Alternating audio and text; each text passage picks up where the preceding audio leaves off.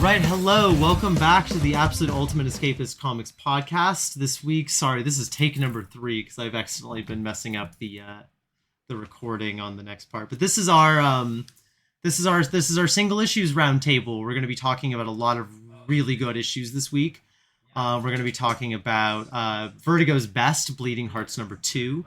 We're going to be talking about 2 pretty stellar titles in the Absolute lineup, Absolute Batman 18 and Absolute Green Lantern number 12. We're going to be talking about one of the better Black Label books, Siren's Love Hurts. One of the most girly pop books on the stands, maybe the most girly pop book on the stands. We're going to be talking about Alias Jessica Jones, the kind of sort of return of Jessica Jones. We're going to be talking about Love and Rockets number 1, the reprint of Jaime and Gilbert and Mario Hernandez's classic. Just like seminal comics masterpiece that's still going to this day. We'll be talking about that. We'll also be talking about X-Men United and number 1 by Eve Ewing, and we're also going to talk about Storm, Earth's Mightiest Mutant. And to briefly, before we get into those, I just kind of want to briefly talk about some books that came out this week. Locus, the LOCAS. LOCAS. That's probably Locas. What am I talking about? That's not Locus. Locas. Literally, what am I talking about? That was you say locust? That was a very white brain slip of me, to be quite honest. Jaime Hernandez's Hopi and what is her name? Maggie and Hopi stories is collected in this like nice thick volume from Fantagraphics. I, to be quite honest with you, wanted to... It took a tremendous amount of willpower to not snag it off the shelf like the Grinch stealing Christmas. It's pretty cheap. It's pretty fucking cheap. It's cheap for what looks like a giant omnibus. Yeah. It's like $49.99. And I want it so bad, dog. I want it so bad. If people don't buy it today, I might buy one for myself. And we'll talk about why a little bit later, but... when we talk about Love and Rockets number 1, but Love and Rockets has been a huge kind of gap in my thing, and again we'll talk more about that later. Flinch got reprinted this week. Unfortunately, we're gonna have to reorder another copy because I snagged it. It was Vertigo's horror anthology back in the day. This cover is gross. Yeah, where it's the guy and he's like ripping his own eyeball out. He's like drawing like doctoral incision diagrams on his body to know where to cut with the scalpel. It's pretty gross. This was a horror anthology that Vertigo put out, 16 issues. Really big names on it. Like Richard Corbin did stuff on it, Garth Ennis did stuff on it, Azzarello did stuff on it, Kent Williams did stuff on it, Bernie Wrightson did stuff on it. And the stuff really, I'm still reading through most of it. I have not read most of it. But to give you kind of a spectrum here, I have glazed Vertigo a lot, but this is like a pretty good... This is like a much more realistic representation of Vertigo, which is to say that a lot of it is very good and very interesting and very special. Not all of it is. The Garth Ennis story in here is kind of nothing. It's satanic, like the Titanic, but what if instead of an iceberg, it was because people did Satanism and had sex on a boat, and then they blamed it on an iceberg, and like that's kind of dumb. But then if I died every time I did Satanism while having sex on a boat, I would be dead hundreds of times over. That's true. It's this woman's lived a crazy life, y'all. Y'all don't even know the fucking half of it. That said, that's like one end of the spectrum, and the other end of the spectrum is like kind of the infamous Red Romance by Joe R. Lansdale and Bruce Timm of Batman the Animated Series, which can really only be described as 2 very bad people figure out that they love watching each other murder other people, and then that becomes not enough anymore, and then they need to like literally physically torture each other as like a sex thing. And it's really good.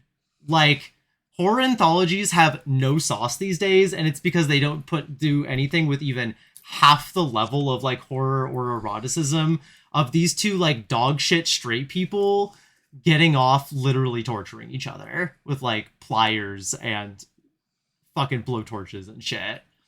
And it's look, I'm gonna out myself in some kind of way, but it's really hot. Mm. It's like She's outed. I'm outed as a freak with taste and class. Did you ever watch Hostel? Well, no. See the thing about Hostel. Jesus Christ. The thing about there's torture porn and then there's torture porn, and that's what Hostel is the former, and the Joe R. Lansdale Bruce Timm is the latter, where it's like it's meant to be. Hostel's not meant to be hot. I accidentally watched Hostel with my grandma. What? It was the strangest thing I've maybe ever done in my life. What did you do to that woman? What did she do to me? It was her idea. She wanted to watch Hostel? She wanted to watch a scary movie, and so we picked one up from Blockbuster. And she picked... And it was Hostel. That's so funny. I think the Blockbuster guy suggested it to us. Wow. I was like, yeah, watch this with your grandma. We had to turn it off. Understandable. Wow. But yeah, back to the thing at hand. Just come check out this book. Just incredible people worked on this. Duncan Fegretto, Phil Winslade, Kent Williams, Phil Jimenez, Jim Woodring, Bernie Wrightston, James Romberger, Mark Wheatley and Mark Hempel, Garth Ennis, who again I talk shit about, but Eduardo Riso, Dean Motter, Bill Sinkovich. You can't shake this book without good creators falling out of it. I still need to read through most of it. Wait, did you say Sinkovich doing horror?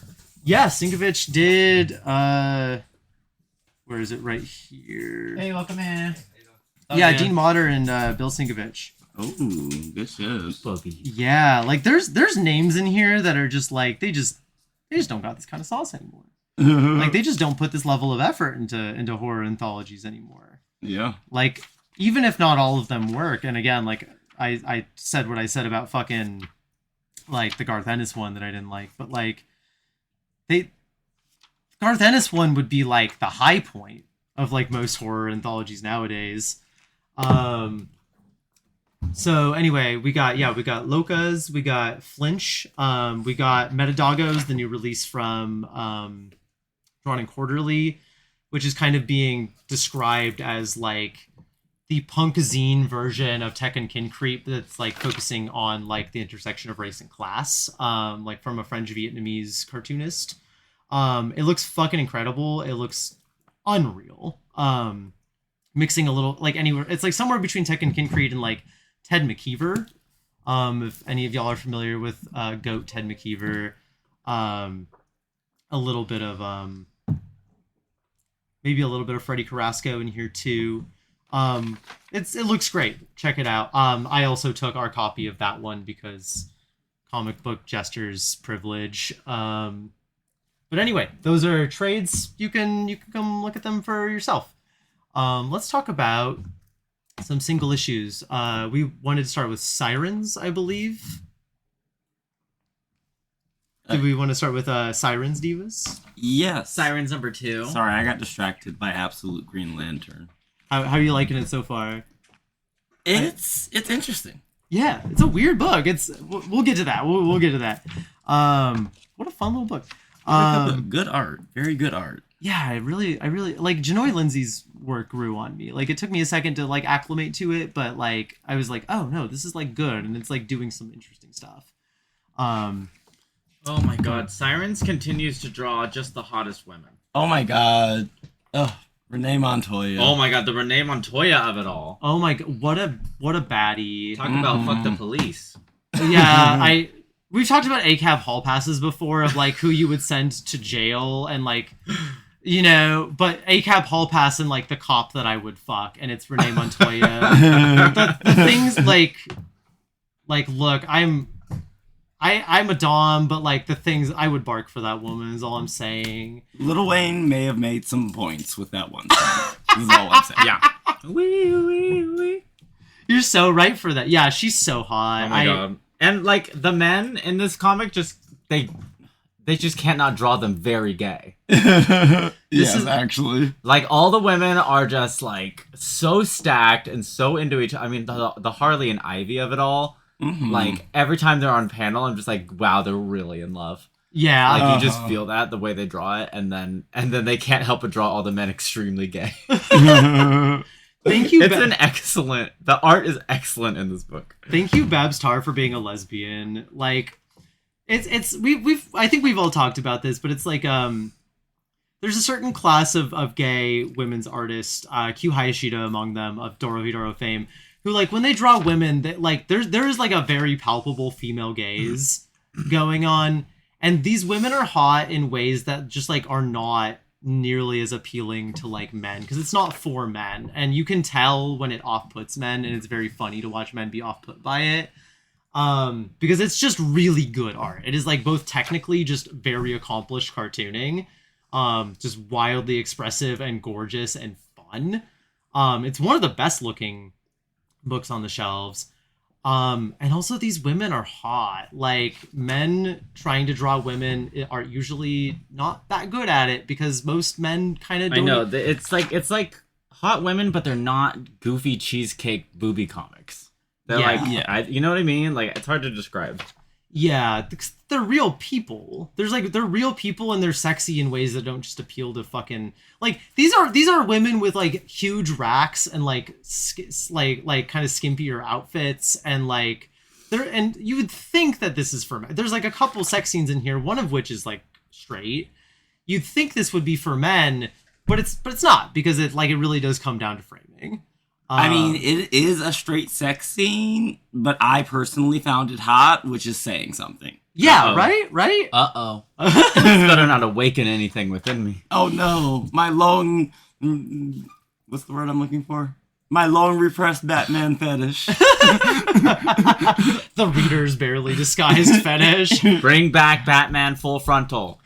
You know what? That was the best thing Black Label ever did for years, was putting Batman's hog in it. And, like, look, as I've said before, was Batman damned bad? Yes. Was Batman damned racist? Yes. Was Batman damned misogynistic? Yes. Was it dog shit? Yes. But was the best thing about it Batman's penis? Yes. Yes. And then Absolutely. DC were pussies. They pussied out the second they got attention. Pussied out on the dick. I know. Disappointing. They regularly pussy out with Batman having, like, being a sexual being at all. Like, similarly, like... Yeah, he wasn't allowed to eat out... What's her name? Catwoman. Catwoman in the animated series. And you know what? He doesn't eat pussy in this issue, but I believe he eats pussy. Oh, like, I believe, like, off panel, like a second later, he ate pussy. Heroes don't do that. You know what? Like, I think we need to push back against cancel culture. I think wokeness has gone too far. We need to, like, eat pussy again, is all I'm saying. Like, we need to bring eating pussy back. Make Batman eat pussy again. Make Batman eat pussy again. And I believe this Batman does. You know, it's just nice to see a more to the point, I believe this Catwoman would insist on it. Oh, yeah. You know. This Catwoman is not leaving without getting her shit rocked. Exactly. Oh my god, this Harley and Ivy is just so cute in here. Sorry to distract. No, I just found a panel of Harley and Ivy kissing, and I'm just so happy. Yes. I would like to state on the record that Harley continues to be just like me for real. But both with her New Balance parody shirt that says Big Naturals, and also her deep, unabiding love of a beautiful, tall ginger. Harley continues to be so just like me for real. That said, everybody's star charts is revealed in this comic. Oh my god. And I think Pearl has a hot take on this, because she should be a Leo.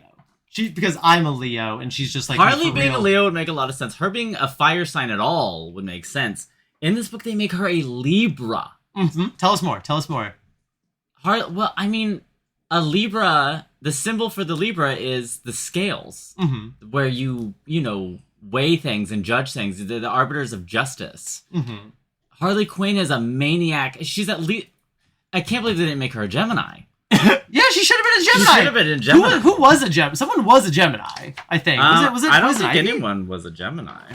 Yeah, because Catwoman was Scorpio. She lied and said that she was a Pisces, but which obviously. And the villainess knew that she was lying. She's like, "Bitch, you're not a Pisces." Because, like, look, not to be that gay person, but she's not a fucking Pisces. Like, I'm not even that well versed in fucking I feel astrology stuff, and she's not a fucking Pisces. I'm the resident non-believer in all of this, so like, you know. And you're right. You for need that. to leave. No. She's right for that. Why is she's being so controversial and yet so brave? And then I'm on Acacia's side. the here. only one that they got right was Ivy as a Taurus. Yeah, Because of course Ivy's an Earth sign. Tell me more. In what ways is Ivy a Taurus? Ivy's got like a penchant for, I think, being cozy and like having a good homestead. True. She is of the earth and of the plants. Yeah, very literally. Although if she was an Aquarius, that wouldn't not make sense. Aquariuses are like the weirder, more Sigma, if you will, the more independent. I'm opposite Aquarius. You cannot be fucking serious. Ivy is Sigma. I'm sorry. Just like Bonnie Tyler said, I need a Sigma. Right.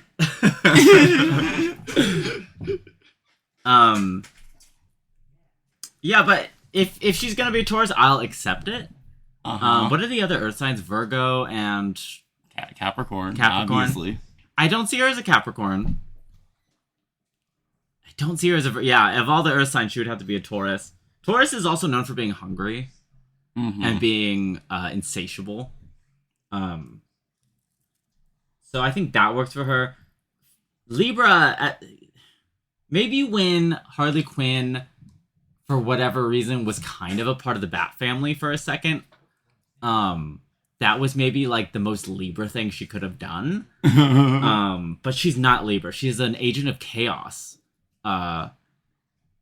She's either Gemini or Aries or Leo. That's it. Anyways, that's my main beef with this book. Is they're trying to pin her as a Libra.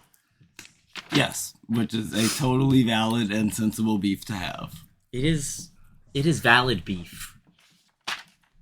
I am sorry. We do in this book we do get to meet the actual villain of the book. They've been pinning it on Calendar Man this whole time, but I guess he has an alibi for the last murder. So, and I think that's a brand new villainess. She's what do we get her name in this? We don't. She's a brand new villainess. We don't. I don't know if we get her villain name. We get her real name, like her civilian name. I don't know this. She's like a therapist, which is fun. She's a therapist. We've all known evil therapists, so that's realistic. I don't know if this is. I gotta go grab something from up top, but I wanted to briefly say there's possibly an implication here that she is like the return of a character because there's like that Catwoman win in Rome thing, and like there was kind of an implication that like maybe she knows Catwoman. It's like a very brief moment, and like maybe I misread it, but I was just like, oh, were you like somebody that was like in the background of like Catwoman win in Rome? Like I've never read that, but it just seemed like there was just like maybe she like knew Catwoman a little bit. That might have been just a throwaway reference, honestly. Black Canary refers to her as Horoscope at one point. Horoscope? Yeah. That just sounds like a quip. That could be just a quip, but so far I think her working title is Horoscope. Can I see it? They literally say her name in the book. But she's interesting. She's like Harley Quinn is like just doodling on the like crime photos of all the stabbed women, and she's just playing connect the dots with the stab wounds because she's a Gemini, first of all, and they realize that the stab wounds line up with constellations. I think her name is Portia Celestine, or at least that's what Catwoman thinks her name is. Oh yeah, and she's Italian. And she's Italian.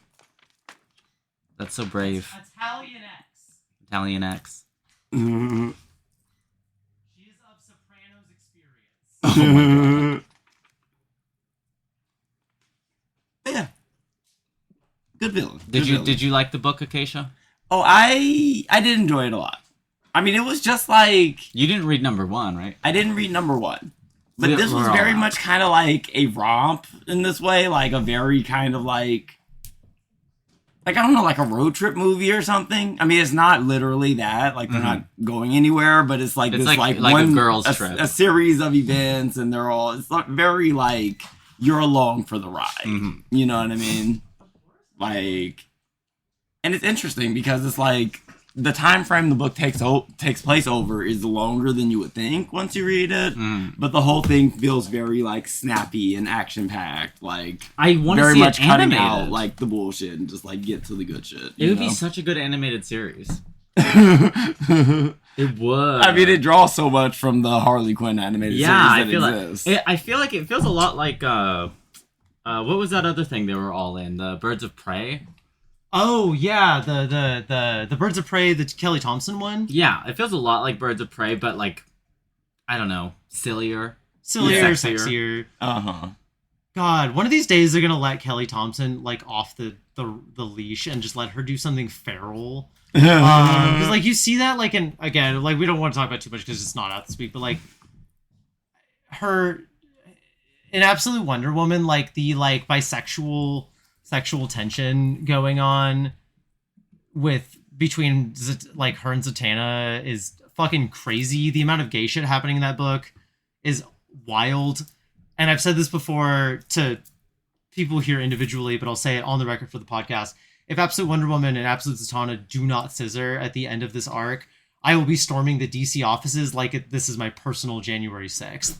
I will be. I'll be right there with you, sister. I'll be occupying fucking Jeff Johns' office or whatever. Jim Lee, whoever's fucking running things now. I'll be occupying Jim Lee's office. Like, I'll be the person that gets accidentally stabbed with a flagpole while all this is going on. Oh my god. I forgot about that. That'd be a great look. God, we truly live in the stupidest country on God's green earth. Hate this fucking country, dog. Hate it here. Is that all we want to talk about with Sirens, or is there more we should talk about? Hot chicks and murder mysteries. It is a gay book for gay women, and I think we need more shit specifically for gay women in the cape space. Yeah. So, I wish this book was getting more attention. Teenie Howard and Babs Tarr are just slaughtering it. It's so good. They're so incredibly good. And Mikel Muerto. Yeah, Mikel Muerto. Sorry, my tongue is tripping over myself. Really good colorist and a really versatile colorist too, because he's the guy who usually colors Matthias Bergara, and those are incredibly different colors. And then this is so much more girly pop and like has like a sheen and a glisten to it. Like something you would see like over like Leslie Hung's work on Snot Girl, which actually he might be the colors for. I don't actually know. Like Muerto is like a really undersung colorist, I think. Obviously kind of Jordi Belair kind of gets a lot of focus and attention because she's spectacular. And like, we're going to talk some about Matt Hollingsworth, who's also very good. Tom Bond villain. But Miguel Muerto does a lot of really good work. And I think he should get his flowers. I think we should probably head on to Bleeding Hearts. Hi, we'll be right with you in just a sec. Yes, please.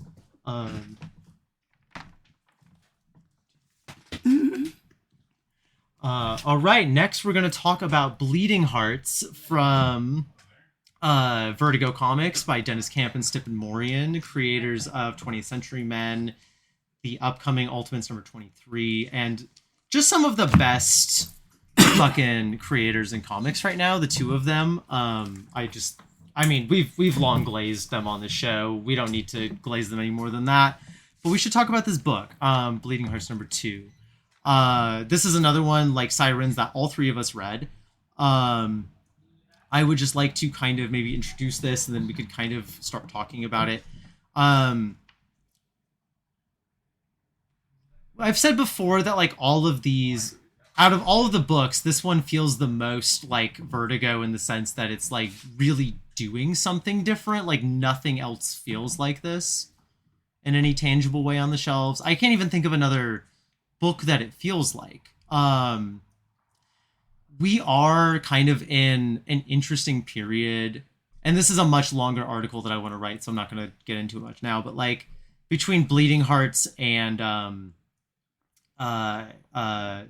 28 years later and 28 years later, the Bone Temple, we're kind of getting this revisionist zombie story. Or we're getting like the revisionist zombie story. Like, whereas like and to clarify what that means, like the revisionist Western was this genre that came about in response to the Western's like valorization of like genocide and policing, and like the revisionist Western would be like, okay, so we're gonna like kind of like fuck with the myths of the West here, and we're gonna kind of like be a little bit more honest about what, you know, a Western actually is, for good and for ill.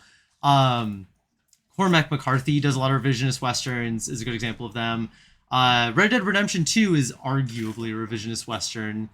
Hot take. Hot take. Yeah, I might be. I could see Old Town Road.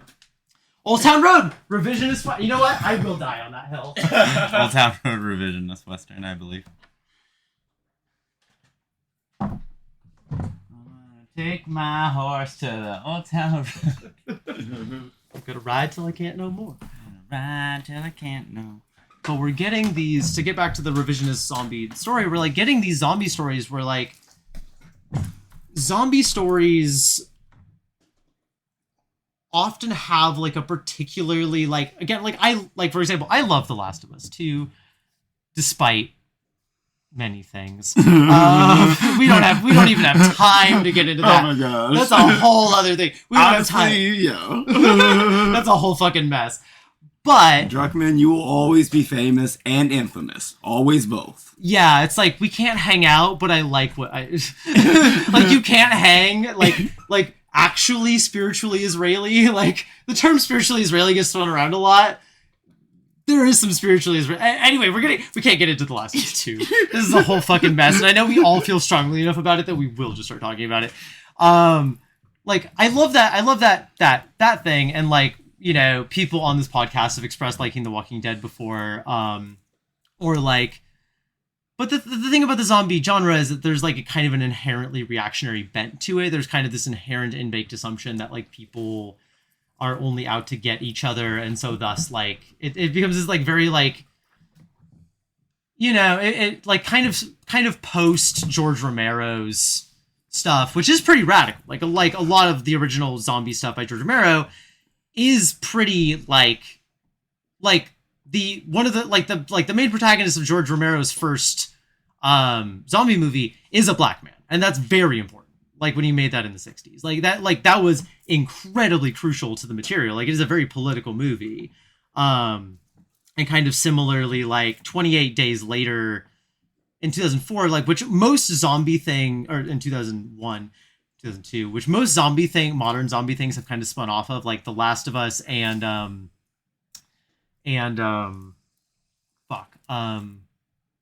what was The Walking Dead. Sorry, my bad. The Walking Dead, The Last of Us, pretty much any big zombie thing has taken scenes right out of 28 Days Later. But if you watch like 28 Days Later, it's like a relatively small movie about how England is foundationally evil, and also it's about Cillian Murphy like killing a bunch of like rapist British soldiers. Like that's like the crux of the entire movie. Is he's like, I gotta kill these fucking rapists. Like it's not a particularly reactionary movie necessarily, but kind of everything since then has kind of had that bent of like this like hyper violent world. And we come over here to Bleeding Hearts, where this is a very, like as Pearl pointed out in the last episode, this is a book which has more in common with Zitz than it does with like The Walking Dead. It's a very funny book. It's a very silly book, even in its darker moments. Oh my god, the zombie names get me every time. Oh, they're so good. They're so good. The zombie culture, like they all have like they all have their own actual culture, which is fun. There's a bit. No, wait, I think that's from issue 3, so I'm not gonna say anything. But like, yeah, they all have their own unique individual cultures and like relationships to each other. Like that bit in issue 1 where they like to mark that you're best friends, you like tore off one of your arms and swapped it with the other guy. I know, that's like, that's why his one arm on him is always so big, because he took his friend's arm. Or it's like the one character whose name is like goes to a house filled with a starving family and eats the whole thing selfishly by himself. And like that name is like his punishment for that like selfish act in their culture. Yeah. like that's what I'm getting at, right? Is like, this is like, Bleeding Hearts is foundationally about how our differing experiences of material reality make it so we may as well be different species, and how we communicate in universal gestures of kindness and care around that. A lesser writer, because this issue, jumping from the zombies' point of view, this one takes place from the humans' point of view.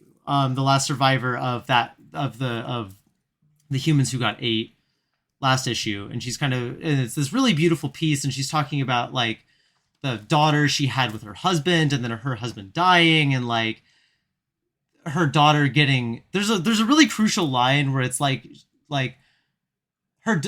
she's talking about her daughter, and she says like, my daughter knows well enough not to, or what is it, rabbit knows well enough not to get attached, but she does anyway. Mm-hmm. That's the whole thing. Like that's it right there. Like, mm-hmm. she gets attached, and like, it is a book about how, because they can't understand each other, like literally cannot.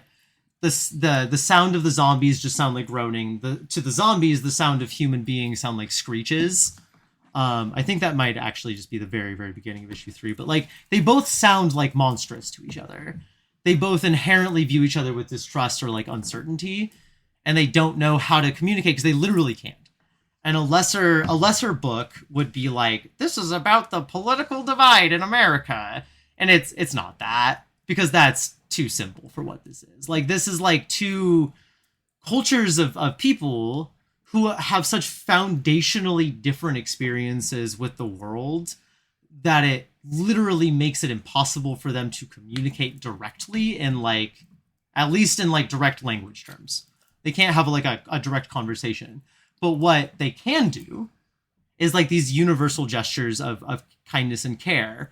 Like Poke goes, the little zombie boy goes to get Rabbit's stuffed rabbit. I forget what the flip, and goes to get that rabbit and passes it to Rabbit. And Rabbit, after that, like starts off with distrust and then kind of goes, hey, wait, like, and her mom can't quite get on that level yet, is kind of still, is an adult, and is like, oh, fuck, like, these things are scary, they're violent, they killed my husband. And, like, she has reasons to think that, She did she's watched everybody she's ever loved be torn apart by zombies, but... Yeah, actual humans do not last very long in this comic. I'm surprised to see some characters actually get some character development, because every human has just been ripped to shreds so far. No, I thought that was, like, kind of a really good, like, from storytelling perspective, like that the first panel that they show you is of like these human survivors like making their heroic escape, and then over the course of the first issue you see them all die, but then we return to these two characters of what's the woman's name? Oh god, what is her name? Rabbit and Rabbit's mama, who we gonna say. Yeah. But yeah, ultimately it's like, come on in, no worries. It was sort of like a double, like, flipping of expectations, where they're like, hey, this is a story about the survivors. Just kidding, it's about the zombies. And then, like, just kidding, it actually is about this one survivor. Yeah. But just, like, outside of, like, the larger themes and, ideas being talked about here, just the storytelling chops of Denny's Camp is, like, really on point here. He kills it with everything he's on. He kills it. He's the best writer in monthly comics, and like Ron V's the only person even playing the same sport. Like, and I still think Dennis Camp is like Dennis Camp is playing on such like a major league level that it's like insane. I know, it's relatively new also. Yeah, I mean, like before 20th Century Men, he had one book. He had a book called Maxwell's Demons that was like a mini series. I haven't read it. But it's supposed to be very good, and then 20th Century Men dropped, and it was like one of the best comics of the last like 4 years. Like, it's fucking incredible how good that book is in terms of like monthly stuff. It's so good. But yeah, I just think this book is really special and really cool. Like, it's doing something really unique and interesting.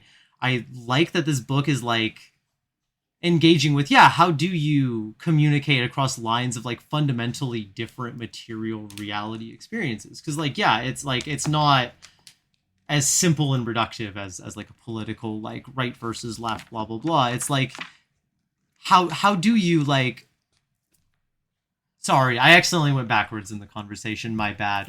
What I had meant to say earlier was actually going back to our point about the survivors.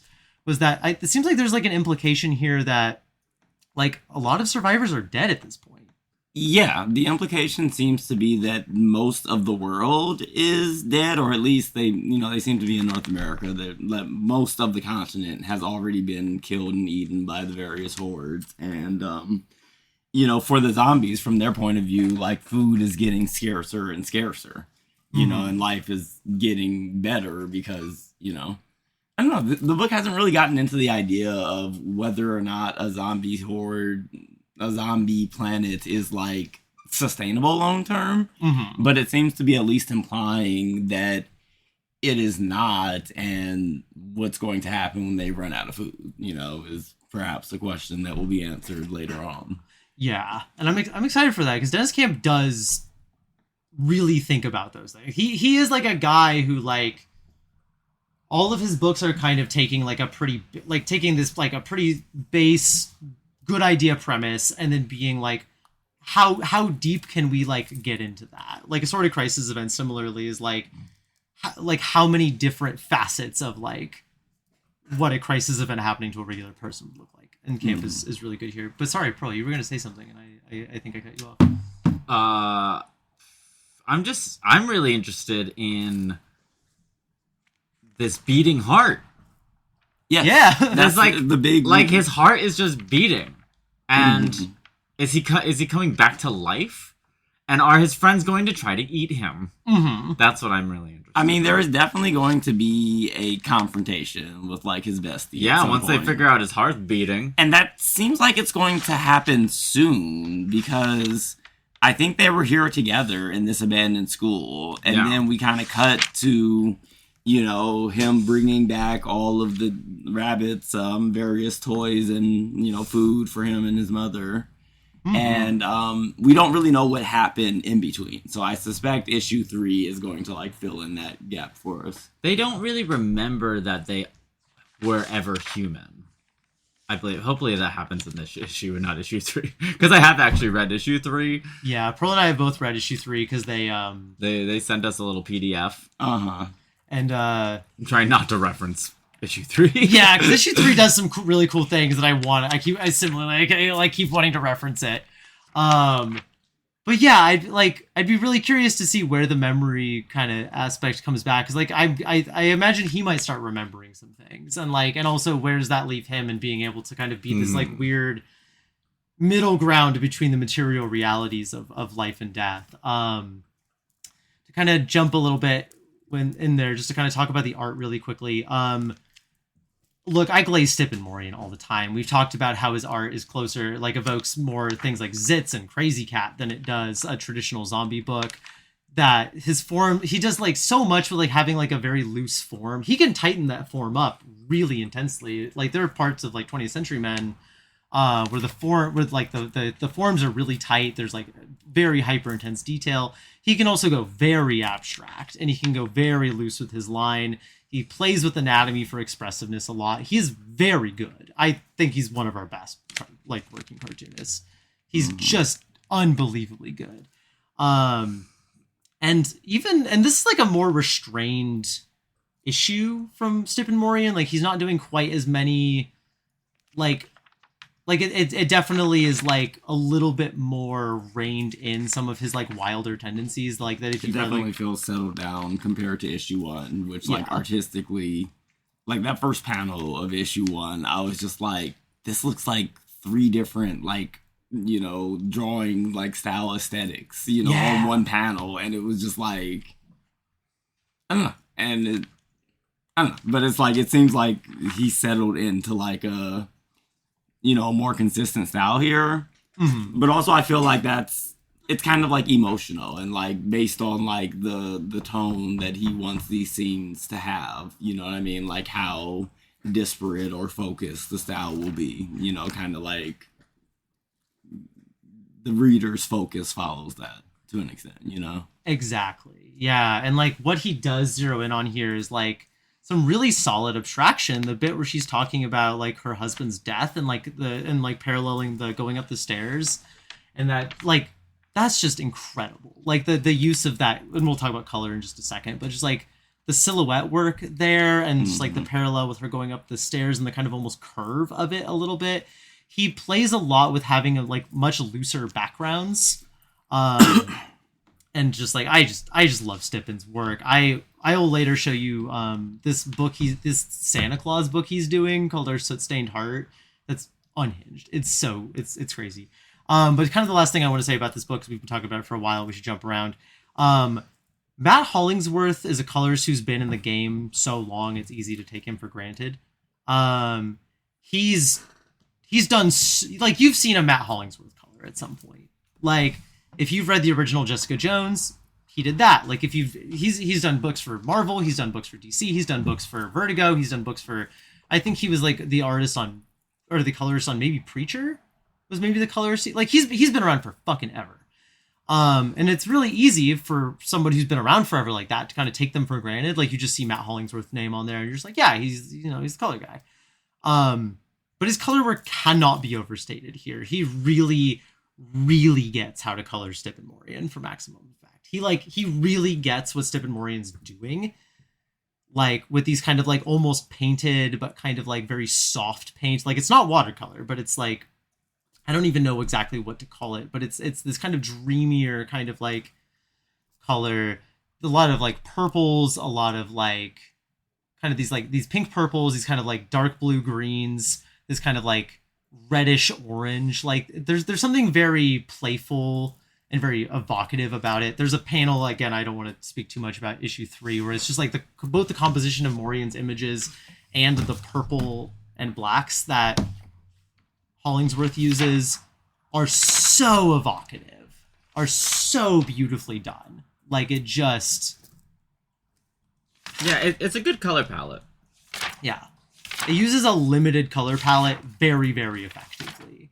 And he can branch out to be doing more color, but like, yeah, the beginning of that with like the purples and like the sunset purples and pinks on that, with the birth scene, incredible. Like, so good. Like Hollingsworth is just a really, he's just a really top shelf talent, and he's been around in the game for a long time because he's really fucking good. And this is a good reminder that like he is that bitch. Is there anything anybody wants to say about Bleeding Hearts 2 before we jump into... Oh, one more note on the art. Yes. The black hair and like black features on the characters, very well drawn in this way that, obviously like a lot of artists in comic books cannot draw racialized people very well, but not true of Stippen Morian? Stippen Morian, yeah. No, he gets it, and it's like, it's nice to see, just, I don't know, the bar is in hell, but like, but like people just looking like people as we are, it's nice. It's nice to see, yeah. And let's that reminds me, like let's talk about Absolute Green Lantern, because I remember you said about her hair too being drawn well, and I just thought it was a fun little transition point. Oh yeah. So yeah, Absolute Green Lantern, another book that who is the artist here? It's both Janoy Lindsay and Sid Codian. Janoy Lindsay does all the really good looking stuff. Sid Codian's the one who's kind of doing these like flashbacks that look a little bit like they're not bad, but they're just like not as good. Yeah. Yeah, I can definitely see the difference in their styles. But there's this basically the first like double page splash in Absolute Green Lantern. It features Jo running with her like hair flying behind her, and the shape of it and like the motion of it. You know what I mean? Like there's a stiffness to braids that's different than like if you have like a ponytail of like some straight or like curly hair or whatever. And it's like, it's portrayed well. And it's just like, it's kind of like the little things that like one notices as like a black comic book fan, as far as like, whether we're being portrayed in a way that like, I don't know want to say if it's accurate or respectful, somewhere in between the two. Yeah. You know what I mean? Yeah. It doesn't look half-assed, I guess I will say. Which a lot of Black Heron comics can look very like, ugh, here you go, you know? Yeah, it's very, very easy for non-Black artists to just kind of be like, well, black hair is just like whatever. I get it. I don't need to like do research or think about it or talk to a Black person about hair or do any of that work. And so it's good to see. Like, I don't know if Janoy Lindsay is Black, like, or not. Stippen Morian I know is not. But it's nice just to see, artists who like actually put thought and care and consideration into that. I do miss the pompadour. Oh, yeah, from her pompadour days. That was a good era for her. I mean, even Janelle Monáe is not rocking that anymore. I know. It was a moment. It was a moment. It's okay. I do miss it. It was a better moment than the Killmonger hair moment. So, oh, man. Which sadly just still persists. Still persists. Janoy Lindsay is Black. That tracks. I thought so, but it was just good to confirm. It's, I've talked about this book a lot. I think it's very good. I think it's a sleeper hit. I think it's sometimes even better than Absolute Batman is. Although we'll talk about Absolute Batman in a second, because I have a lot of very positive things to say about it this week. But Absolute Green Lantern, I continue to really like the very weird kind of revisions that it's doing to Green Lantern. It's kind of falling into the Martian. It's not quite doing as much weird shit with it as like Martian did, where it's like almost completely a different thing. This is still a Green Lantern book to a point. Like, it is still recognizable on some level as like a Green Lantern book, but it's fucking weird. And it's willing to take significant chances with like what the lore of the rings is and like how that works and like what that even is. It's willing to complicate itself in these characters. There's just good, like, it's not in this issue, but like there's just good dyke drama. I know I've talked about that before, but it's just like, thank you, Al Ewing, for knowing how to write people. Yes, also good dyke drama is foundational to Joe's character. As the #1 Far Sector fan, I can say this. Hell yeah, we love to see it. It's still really fun to me to think that was a Young Animal book. Like, people kind of forget that was part of like the Doom Patrol, like a Gerard Way initiative from 2017, but it was, which is just like a fun thing. Yeah. Can I see that real briefly? Because I wanted to. There was like this is a spoiler, but I did just want to read Hal's thing here, because we have long talked on this podcast about heroes don't do enough to save people anymore, and it's like kind of less about that than it is, I don't know, weird intra nerd bullshit. And I really like his thing here, so I'm just gonna read it. Hal becomes the Love Lantern, and what he says here: we help them up. There's someone in there, talking about the monster that's attacking them, trapped. I can feel them. Somebody was forced into this. Whoever's hunting us wanted a Tomar Re, but the Black Star itself is Tomar, anomaly. What did the Abensur want? What is chaotic action, Joe? It's not about fighting. Action without thought. Maybe it's violence. Maybe it's hate and cruelty and blind obedience. It could be those things if you twisted it. Or it could be something else. Something like love. Be free. Which is so fucking good. Like, if you've been reading this book, like, that, I think just clicks everything Ewing's trying to do with reworking the like spectrum instead of being emotions as being like levels of conscious action. It's recontextualizing like Hal Jordan's Black Hand and the Black Stars. It's recontextualizing like the Love Lantern as love as action, love as a thing that you do. And I don't know, I just think that's fucking cool. I think that's real neat. Is there anything else we want to say about it before we jump to maybe X-Men United or Storm? No. Cool. I'm very excited for where the cliffhanger on this one goes. Tomar wants to shoot Mogo in the face with a gun. Excited for what that means. Tomar's a little shit in this one. I like it. But anyway, would we like to talk about X-Men or Storm? Sure. I've only skimmed X-Men United, and I've not gotten on Storm yet. Then Acacia, you read both of those, right? Or you did. Storm number 5 comes out, but you were reading Storm number 1 and 2, right? Yeah. And then you read X-Men United number 1. And then I haven't read either of those things, which is part of why I wanted to do this now, is because I can shut the fuck up for a second, because I've been taking a lot of time and space. Shut the fuck up for a second. Look, I love to talk, but it's also like, I don't know, it'd be nice to hear from other people about books that I haven't read. Absolute ultimate shut the fuck up. That should be the title of the episode, actually. Tate, if you're when you're listening to this, absolute ultimate shut the fuck up has to be the title of this. Let's talk about X-Men United first. Eve L. Ewing? Eve Right? L. Ewing, who excellent has writer. some experience on X books in the past.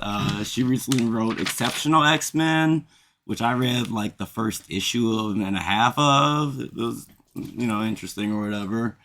And before that, I believe she was writing New Mutants back in the Krakoan era, which was Was she writing New Mutants? the second run of it. I think the second run. She had an X-Men run recently, didn't she? Was she doing like... Exceptional. she was doing Exceptional. Yeah. Okay. With like Emma and Kitty and all of them. Right. That was a good one. Yeah. But yeah, basically this book is interesting because I don't know, it's another reset. The X-Men side of Marvel is always resetting because they're kind of allergic to long-term world or character growth. Yeah. It's a reset of a reset. There's like an identity crisis ever since losing Krakoa, honestly. Yeah. This book seems to be in dialogue with that though, which is good. Like, I don't know, in this weird like metatextual way, I hope the characters working through the trauma of losing Krakoa can like lead to the X office also being able to work through that and find some direction forward. Yeah, Eve's really doing something here. She's sort of set up a new home base for the X-Men in some sort of mind palace. Gray Matter Lane. Great scale, Gray Matter Lane, but is that Hell also yeah. nowhere? It's not. I don't know. I don't think it's like nowhere like the Guardians of the Galaxy nowhere. Oh my gosh. Anyway, this book, on the other hand, very bad drawing of black hair. Like Prodigy's braids are a travesty here. Travesty. But that's whatever. Neither here nor there. Yeah, the art. I'm not in love with the art in this book. It's Tiago Palma. Yeah. Who I know very little about, but I'm not loving his work on this book. Honestly, a lot of Marvel books look pretty bad for the most part right now. Even if the art were, even if the line work is better, the coloring on Marvel is, we've talked about it a lot. It looks historically bad. Yeah, but the writing in this book is pretty interesting. I mean, they're doing it's a hard reset and a back to basics sort of take on the X-Men. They're like, we have our home base, and the home base has like a Cerebro of sorts and a Danger Room of sorts, and there's a leadership conflict involving Scott Summers being a bitchy little bitch, and which is all fine, but this book is only as valuable as where they go with it. Like, it's very much like a starting point, and like, they're just giving us like, hey, here's your cast of characters. And they're kind of like trying to pull from various eras. I mean, not various eras, like the various recent like status quos they've had. We've got a lot of comebacks from Exceptional X-Men and the recent, Uncanny and stuff. We have one mutant from Araco, which is a callback to the Krakoan era, which honestly, that's my biggest kind of bone to pick with how Krakoan era ended, is they introduced the entire like society and culture of Arakan mutants, and then they didn't do very much with it outside of like Al Ewing's X-Men Red. That got swatted down early. Like you read X-Men Red, and like the first 3 volumes are so good, and then you read volume 4, and it's like, it's not bad necessarily, but it's like, oh, you had like so much more to do here that you wanted to do here, and you just had to wrap that shit up. It got wrapped up, and you had to like be involved with like 3 other fucking dumb fucking things happening because the end of Krakoa was so much worse than it started. Oh, it ended with a whimper, sadly. Yeah, poor fucking Ewing, the other Ewing who writes good X-Men. Yeah. Was just that but was that's I don't know, that's the problem. Like the way they ended the Krakoan era has just had long-term repercussions. Because they could have kept it going and just made it the long-term status quo. And I know they were never planning to do that, but ultimately they also didn't have... I'm just looking for a book. It's called 51. Image. We didn't have 51. Okay, alright, cool. Was that out this week? I don't think so. Yeah, it came out this week. Okay, we didn't get a book called 51. Sorry about that. No, it's all good. Don't worry. Alright. But the X-Office neither had an intention of keeping Krakoa as a status quo, nor did they have a long-term plan for how to resolve it. Mm-hmm. So ultimately, it just ended kind of messy and all over the place. And then the new era, that came after that was also very all over the place. Mm-hmm. Like, it felt like kind of throwing shit against the wall to see what would stick. And I don't know, from my limited reading experience with that, I guess, ongoing era, this feels like a reset, but I also feel like the current era of storytelling hasn't ended, per se. Yeah, to kind of speak on that, like, when Krakoa finished, the spirit of Jim Shooter in the air saying, like, get that gay shit out of here, enough. After that ended, they were kind of like, okay, we're going to do, like, a very 90s back to basics. And not all of it is like wholly capital B bad. Like some of Jed McKay's X-Men, I read the first like 6. It wasn't bad. There were some like interesting things happening here. I liked Glob's characterization was good. Cyclops was having some complex, like maybe I should be closer to my like Phoenix era, like Magneto was right and so am I kind of era. He was like kind of edging on that. There were some like little nuggets there that were interesting, and I kind of can't tell how much is the fault of individual X-Men writers. Well, some of them you can tell. Some of them are just bad comics, but some of them it's also hard to tell like how much is the fault of like editorial, who like kind of all of Marvel editorial seem to have no idea what they want to do. And then kind of partway into this, they stopped everything for 4 months to do this like... the fucking raid on Greymulk and shit? No, not the raid on Greymulk. They did like an Age of Apocalypse thing. The Age of Revelation, Age of Revelation thingy. And multiple people like who were like X-Men readers were like, I can't fucking do this, man. It was so dumb and bad. It was so dumb and bad. Like, they're like, we can't fucking do this, man. Yeah, like, I couldn't follow it.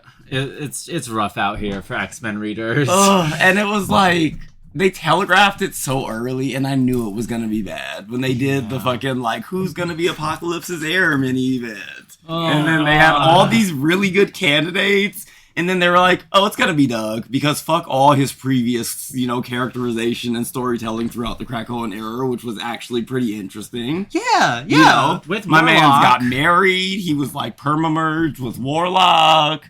Like, he was the voice of Krakoa. He had his whole kind of like weird polyamorous family going on with him and his wife and his island and self-friend. And then they were like, no, he's going to be a B-tier Apocalypse now. And that was dumb and bad when they did it. And then they stuck to their guns and said, we're going to have a whole event about it.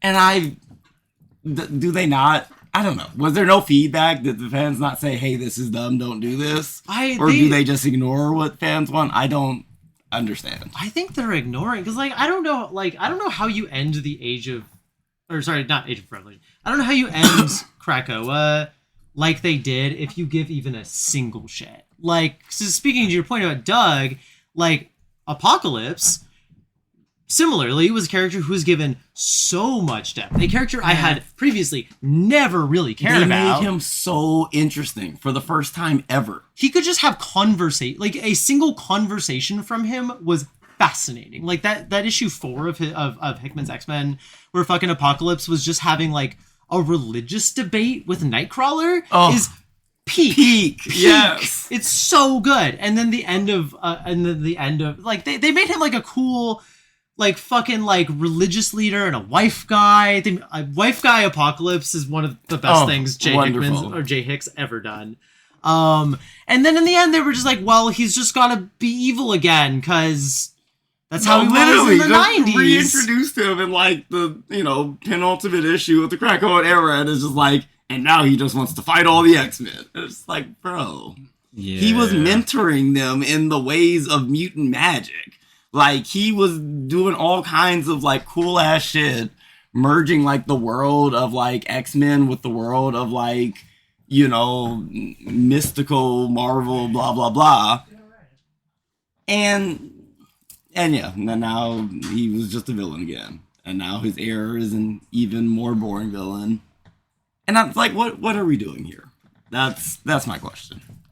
And I don't know. I guess getting back to X-Men United, I think Eve understands that we're having an identity crisis.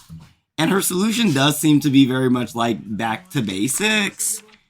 And I'm not sure I agree.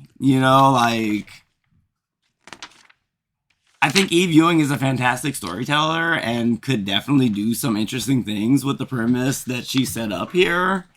However, it's a little back to status quo. It's a school again. Yeah. It's a school. Emma's in a leadership position, and so is, Kitty. Like, again, Cyclops is bitchy again, which I kind of like bitchy Cyclops, but he's been way more interesting recently than that, I don't know.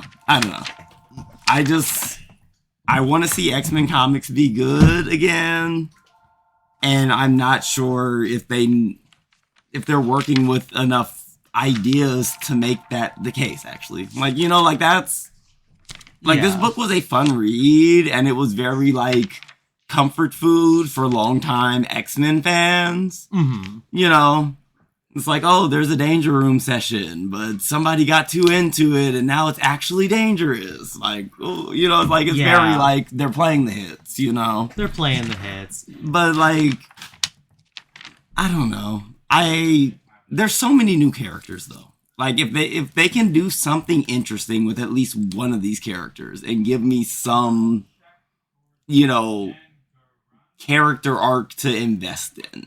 Yeah. I don't think there's very much interesting to be said or done with Scott or Emma or Kitty or anybody right now, but I don't know. Give me something interesting with Bronze or, one of these new kids. Yeah, I think a kind of a broader point, I think this will lead us to Jessica Jones Alias, is I think something that's happening now is that when interesting things happen at Marvel, it is often the writers having to actively fight an editorial who at best has no vision or actively is hostile to them. And I kind of think the X editorial seems very hostile towards X-Men fans, towards X-Men readers. It just kind of wants to cater to the people, again, who are just kind of well, I didn't like that gay shit with Krakoa, blah, blah, blah, blah, blah. And, they just want their fucking wanky goddamn 90s bullshit back because we're in the 90s wave. And so people like EV Wing have to kind of, try their best to get something through this. And kind of similarly, jumping over to Jessica Jones, which we won't talk about a lot, it's, look, I'm a Jessica Jones girly. I love my, foul-mouthed girly, her dealing with the rape that she experienced, the hands of the Purple Man, was very seminal at the time, and it was very meaningful to me in my life when I read it.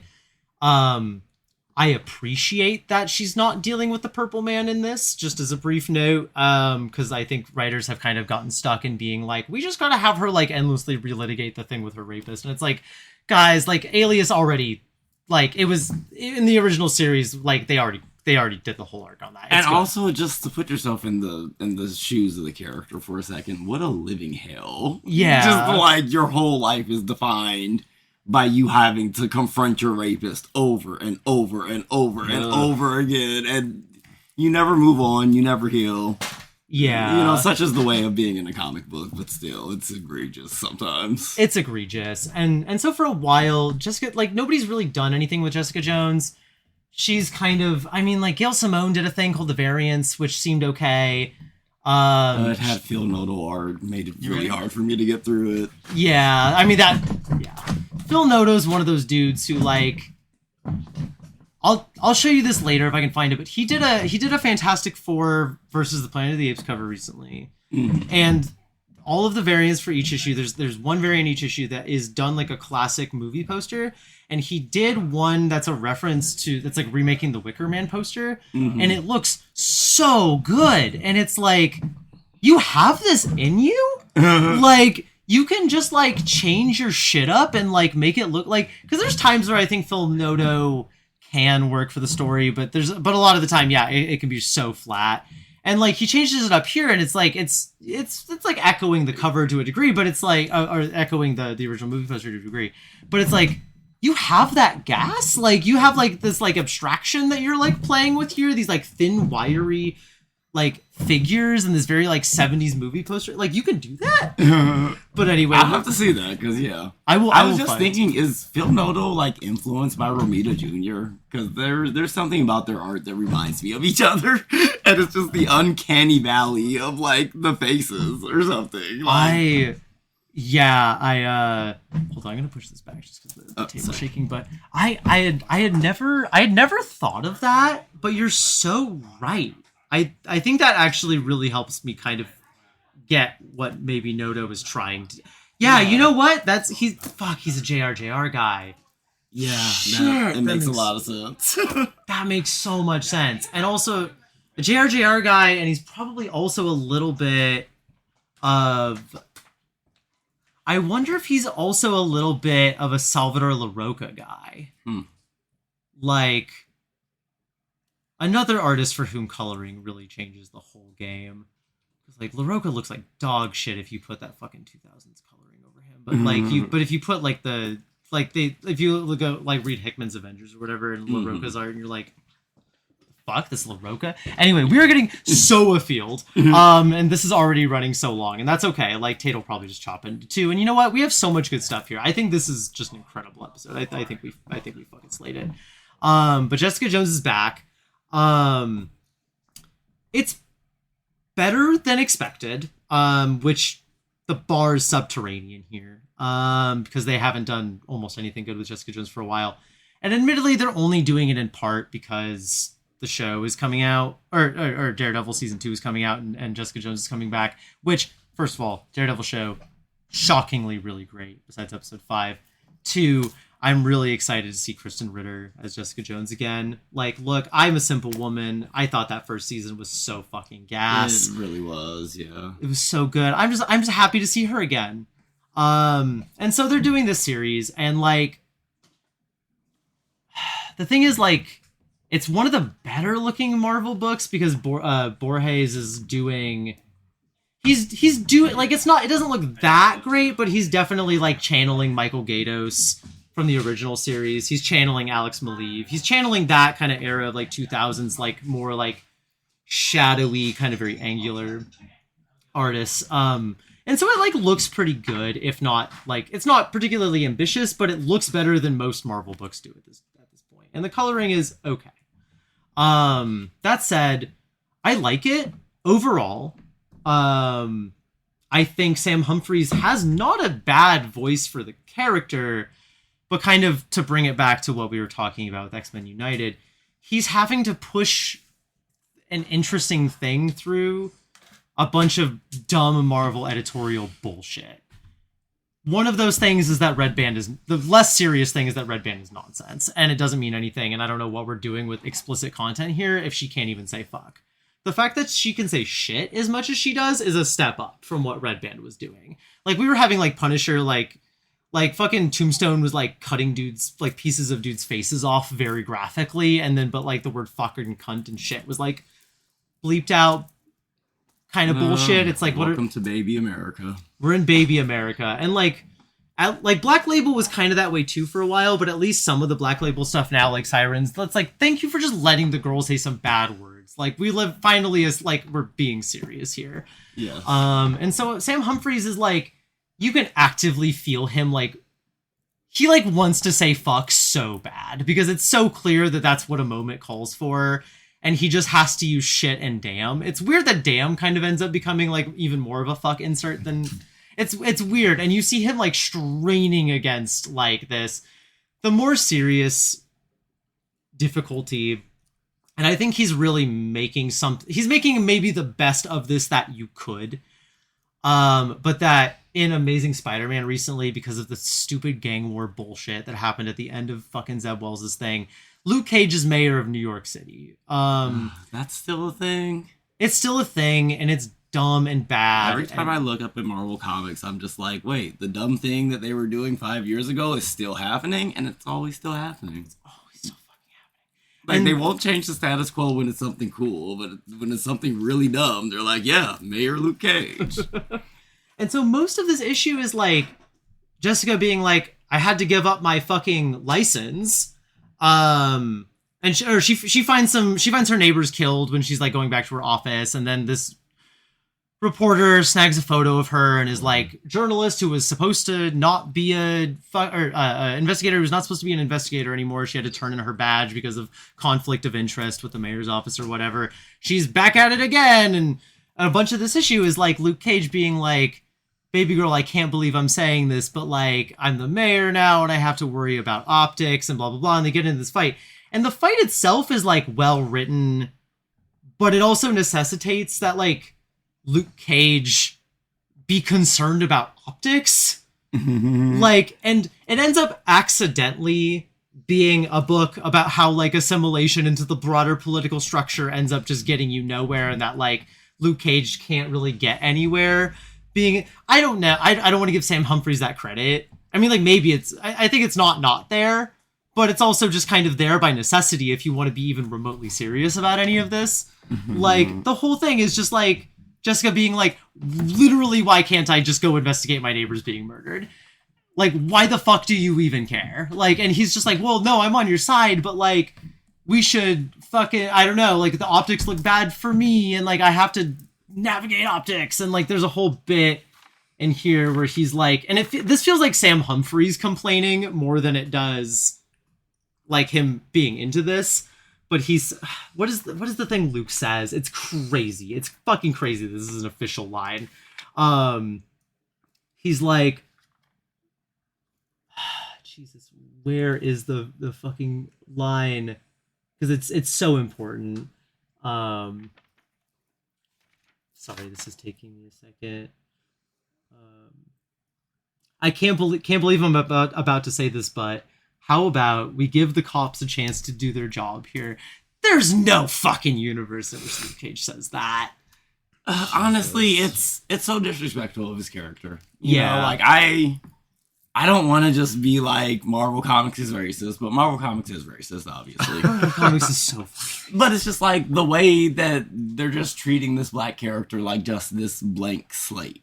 Yeah. Like everything that made him who he was and all of his like his backstory and his political motivation and ideologies, throw it out the window. He's the mayor of New York now. Yeah. You know, and it's like, and not like if there were a such thing as a real life like spook who that sat by the door situation, you know, like Luke Cage would be that guy. He would be that guy. Instead, he's just like, well, gotta follow the rules now. I'm the mayor. And it's like, who is this man? Where is Luke Cage? This is not his character. Very briefly, if y'all haven't seen The Spook Who Sat by the Door, I just also watched that myself recently. For the first time, what a good fucking movie. That's like, they call everything woke these days that has like a half a heartbeat and like gives even like a modicum of a shit about somebody. But that movie's like militantly actually woke. Yes. It's so good. Anyway, sorry, good movie. Go fucking check it out. It's really good. I actually cannot believe that movie got made in 1972. But yeah, the thing about it is like I feel a little bad for Sam Humphries here because it seems like he understands this on some level, and the way that he's writing this is like you can just feel him straining to make a good comic, and you can feel him like banging on the bars of his fucking cell here, just like please, why do I have to do this bullshit? Like at least let me like make this complicated. Like, and Jess does call that out in here. Like, Luke says that, and Jess is like, when the fuck did you ever care about optics and any of this shit? Like, why does this matter to you?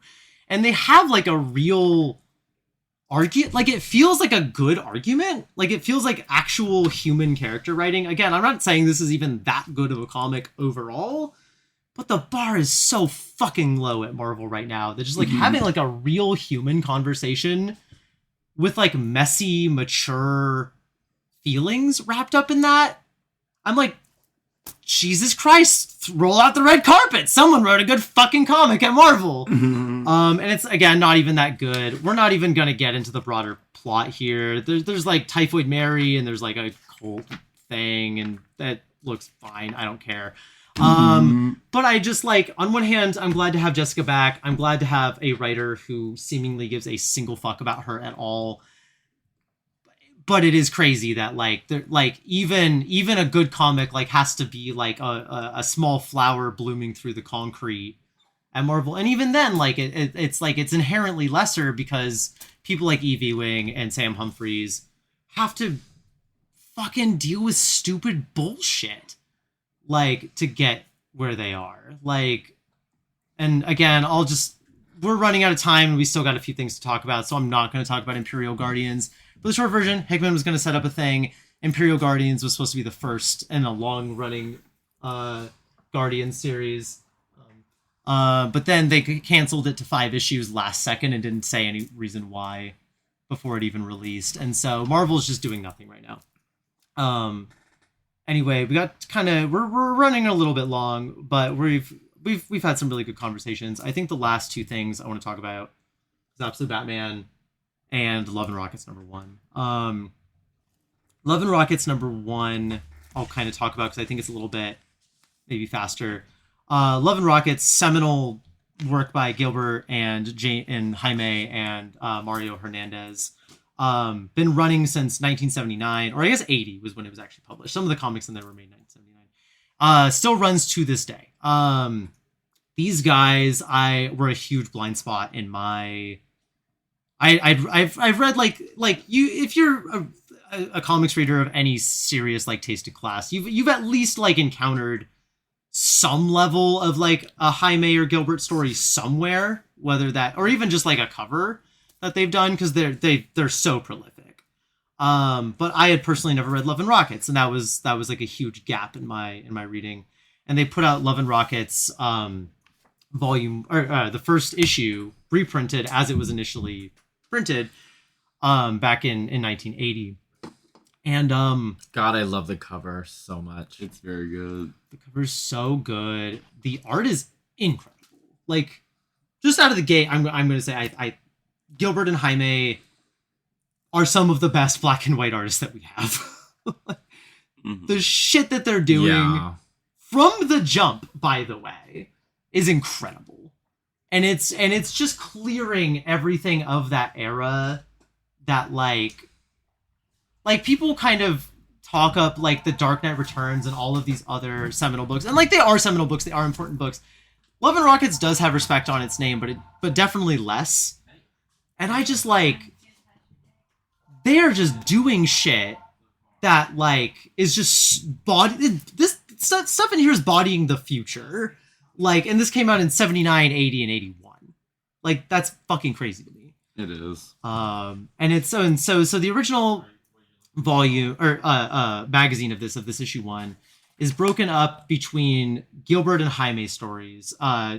Gilbert here is just Bert, because he's funny like that. And so he's serializing a story called Bem, B-E-M.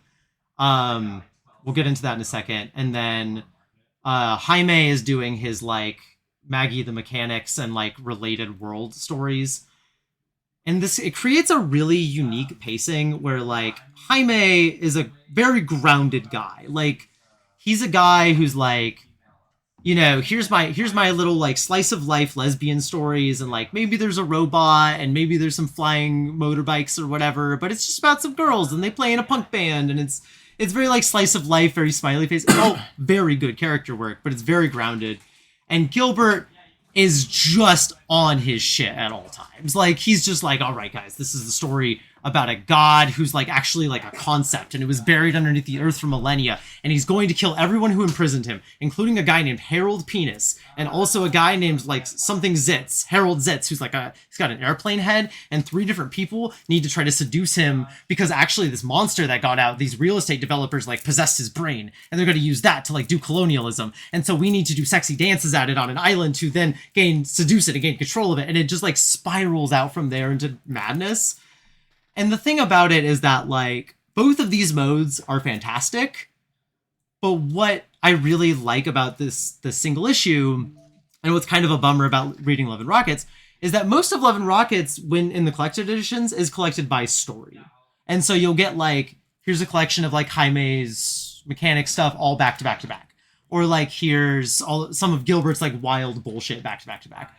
What is so nice about the pacing in this book is that, like, Gilbert can, like, do his crazy shit, which is all really, really good Pulp Fever Dream stuff. It is excellent. Like, it is an excellent, like, both authentic and satire of, like, Pulp Fever Dreams. It's so good. It's very Steranko and Ditko influenced. It looks but it's also so silly. It's incredible. There's a ton of dick and poop jokes. It's wild. It's great. But once that becomes like very overwhelming and overstimulating, and then you immediately go into like a Jaime, Maggie the Mechanic story, or Penny Century, or these like much more grounded, even when Jaime's doing something more elevated, like you get the Penny Century story where she's like hooking up with this devil and she's like trying to convince him to like make her a superhero. But that's kind of all it is like she's just like talking to a boyfriend that she wants something from. And he says why he can't give it to her. That's like, it's that grounded. And so you get this like really good roller coaster where like you come down from this like insane high, read something much more mellowed out and character focused. And then you come back up and you are on that wavelength again. It's really nice. And that was something I didn't expect because I've only known Love and Rockets or known the way Love and Rockets has been packaged by story. And kind of the only way to read it issue by issue is this big $400 collection that Fantagraphics put out where it's like every issue by the issue with all of the back matter and stuff. And it's incredible. It's very cool. But who has $400? $400. Yeah, who has $400? And like I get why in most circumstances you would want to like have just like, yeah, here's a bunch of Maggie the Mechanic stories. Like, because they're all a slice of life that all follow each other. It's a big serial. It progresses with these characters for decades. I'm considering picking up Loca's because it's just like it's good slice of life fiction. But I wish like this idea about like packaging in art and especially storytelling. But the parallel I'm thinking of a little bit is like albums, like in music. Yeah. And like the difference between like hearing a song in the context of an album versus hearing it like on the playlist or on the radio. Yeah. And it's like the original format of Love and Rockets was almost like a playlist on purpose, you know what I mean? Yeah. Or almost like, you know what I mean?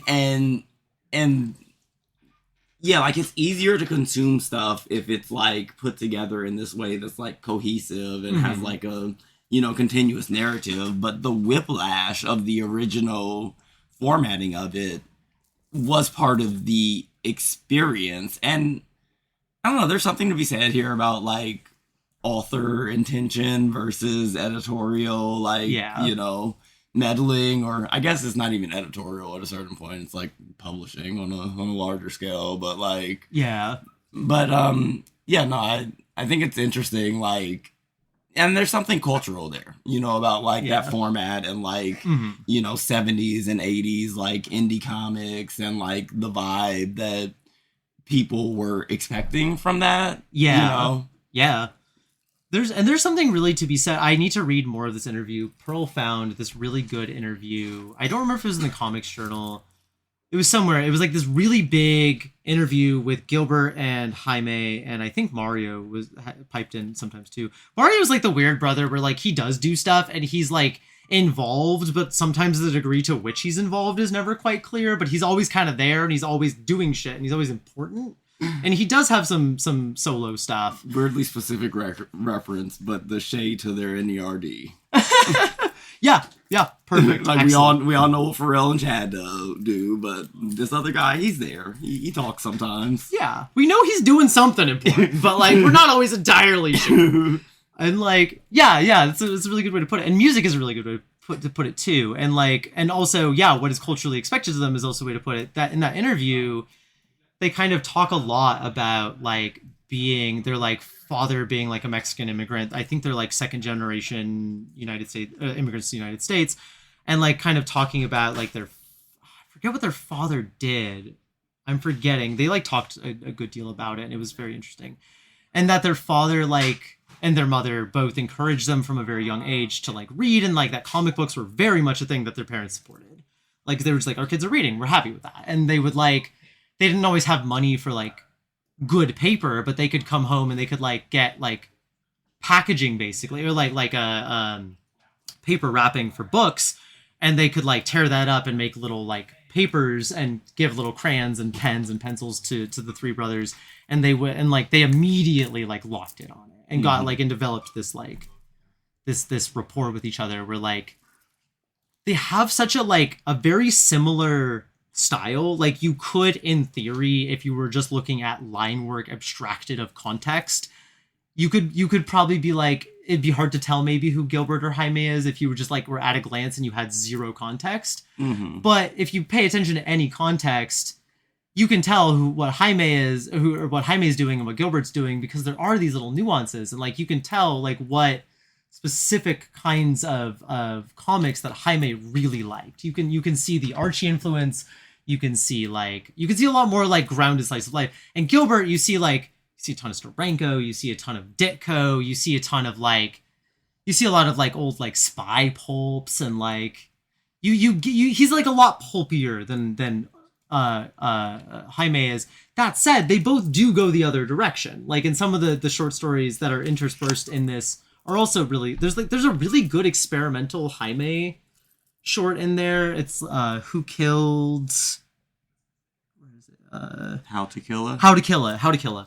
And you could mistake that for a Gilbert story in terms of it just being like weird and abstract, but it's a Jaime, and it's so good.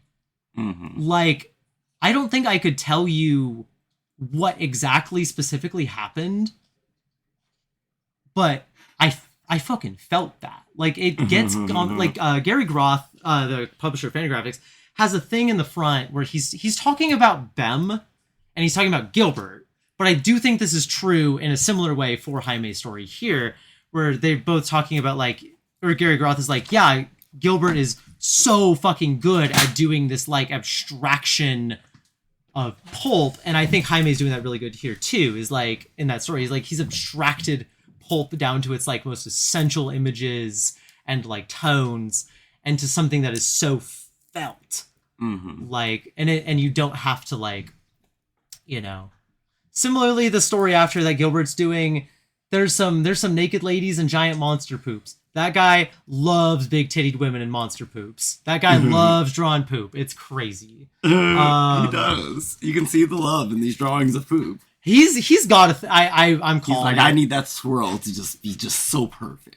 I'm calling it now. Gilbert Hernandez scat fetish. 2 brothers, 1 book. 2 brothers, 1 book. Stop. Wow. Okay, you know what? I've said this like 3 times, but this is actually what we should call the podcast. Is 2 brothers, 1 book. That's so funny. That's so funny. Thank you, Diva. No, like if you've read his Blubber, which is one of the first things I read of Gilbert's, it's one of his more recent books. It's like what I can only describe as like a zoological survey of the horniest, most shitting animal, like cryptids to exist on God's green earth. It feels like if like Michael DeForge was really into drawing like Yeti cock and like monsters and like weird cartoony monsters like eating poop and like carrying around big tittied women.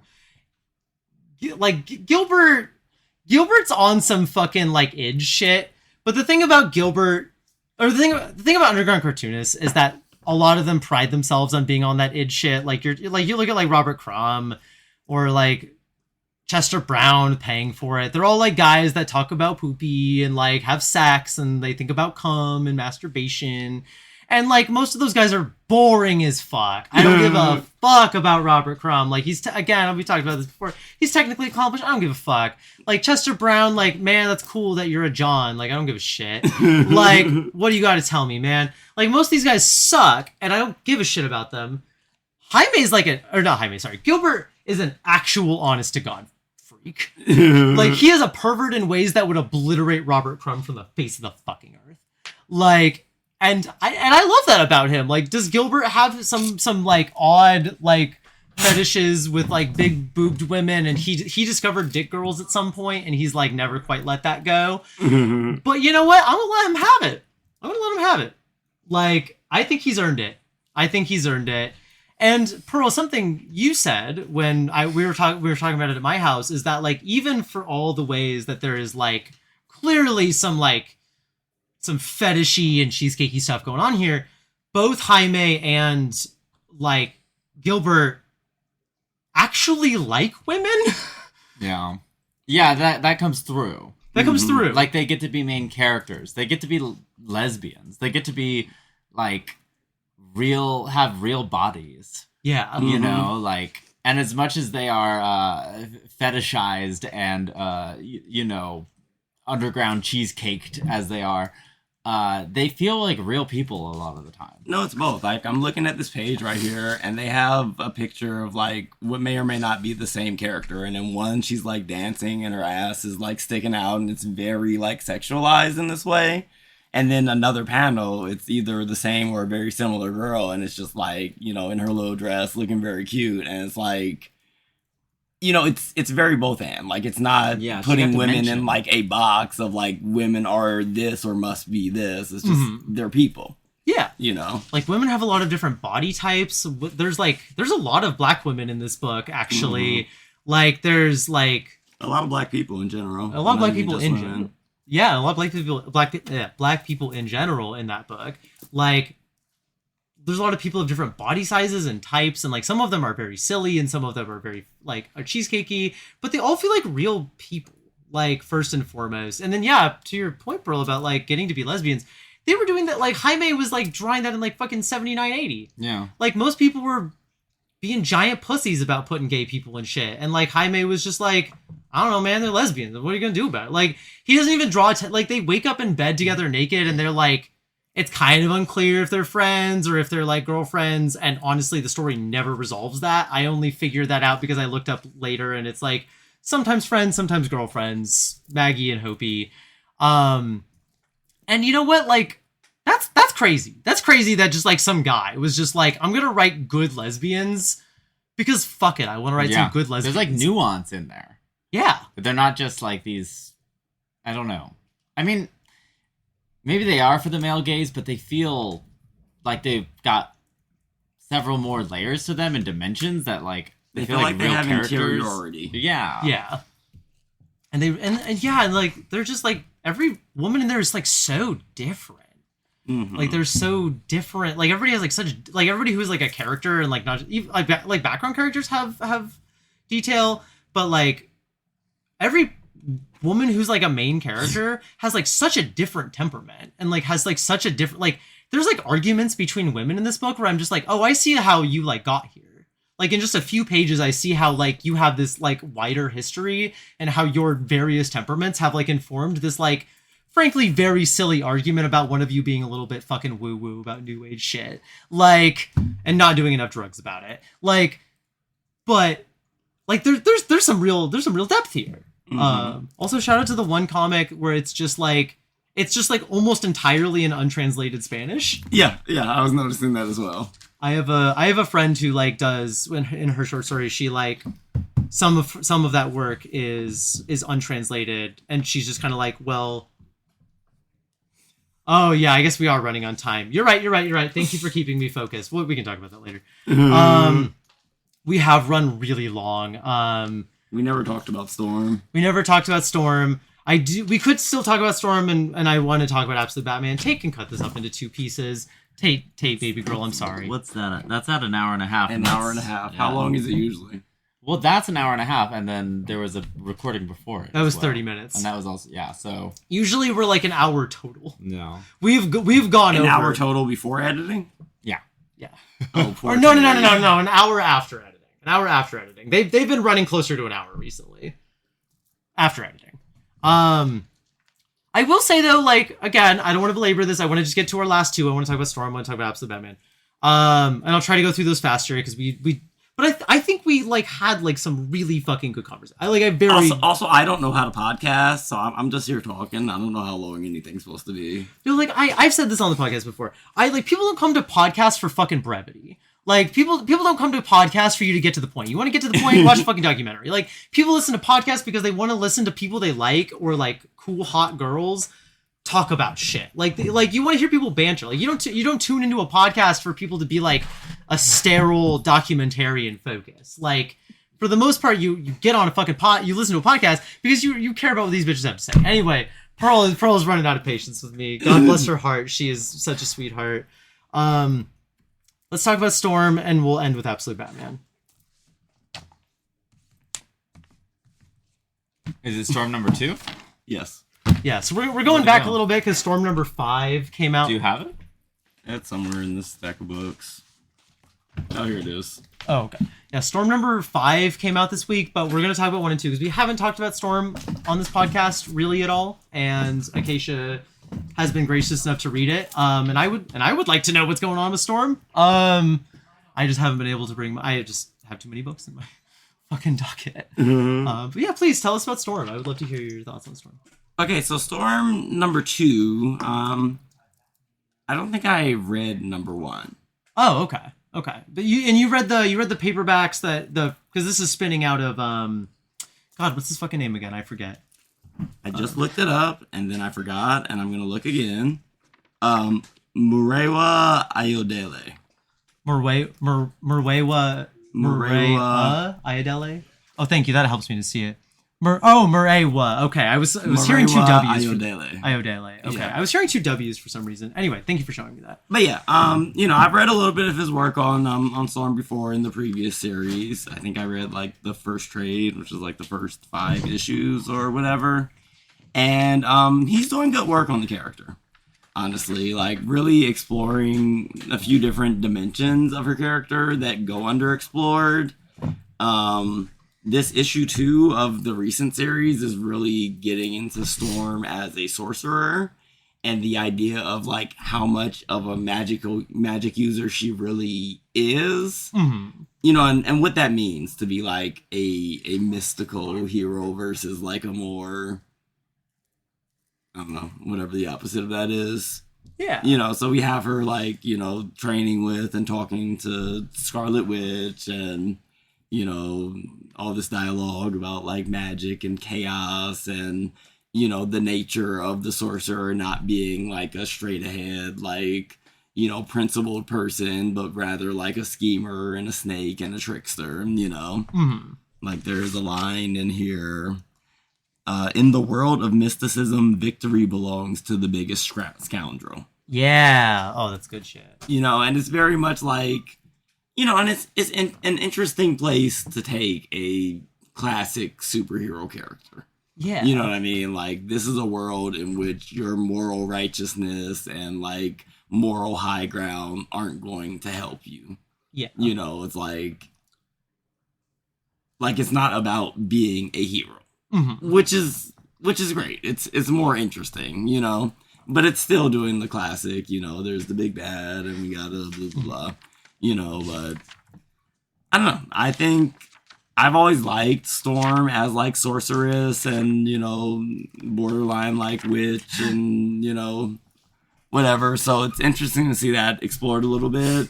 They're also exploring this idea of her being like a hero of Earth, and she has all like these sanctuaries, for various mutants, and sort of playing the hits once again of X-Men stories of human mutant prejudice and can we get along? I don't know, blah, blah.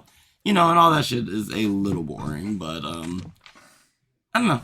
I think the overall story they're telling of Storm trying to immerse herself in this world of mysticism that she is honestly quite out of her depth in is good because, I don't know, Storm as a character is like, she's too powerful, and that's a storytelling constraint with her at times, which is why they resort to depowering her all the time. Yeah.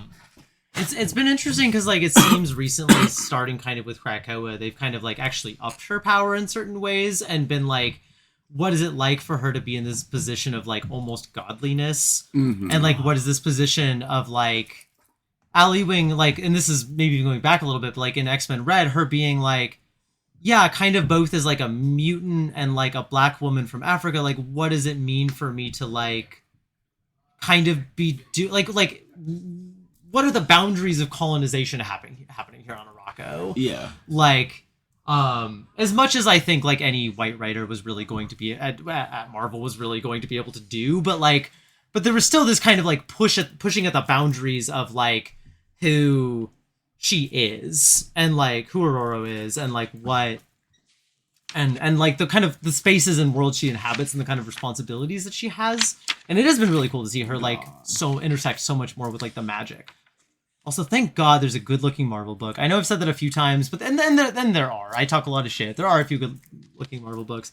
But, like, God, thank God there's, like, a pretty good-looking Marvel book. I miss her being the Queen of Mars. I miss that. I really miss her being the Queen of Mars. That was such a good role for her. Yeah. I mean, she was the Queen of Mars, but really she was, like, the leader of the Sol system. Yeah. Fuck, that was so cool. Literally her and Magneto and Apocalypse on Mars is just like, outside of like original House and Powers and like a scattered couple of Hickman's X-Men issues, was just like the highlight of the fucking Krakoa era. Like it was so good, and these characters were given so much attention and love and agency. God, I fucking miss that. And I'm glad at least Storm has been getting that. That said, it is a bummer that, like, there's a bunch of, like, X-Men, including a lot of, like, cool X-Men women, some of whom are X-Men women of color as well, who are getting miniseries right now. I do think there's too many X-Men books. I haven't read, like, any of those miniseries. Are any of them good? Because they've given miniseries to a lot of my favorite X-Men characters. Well, are they good? I haven't checked out the Psylocke one. The Magic one, I read like the first 2 issues and dropped it. The art just kind of wasn't good. And the Rogue one is just trash. The problem is too is that like, all of those are, as far as I know, series. Yeah. This is not. Storm is not. It's a 5-issue.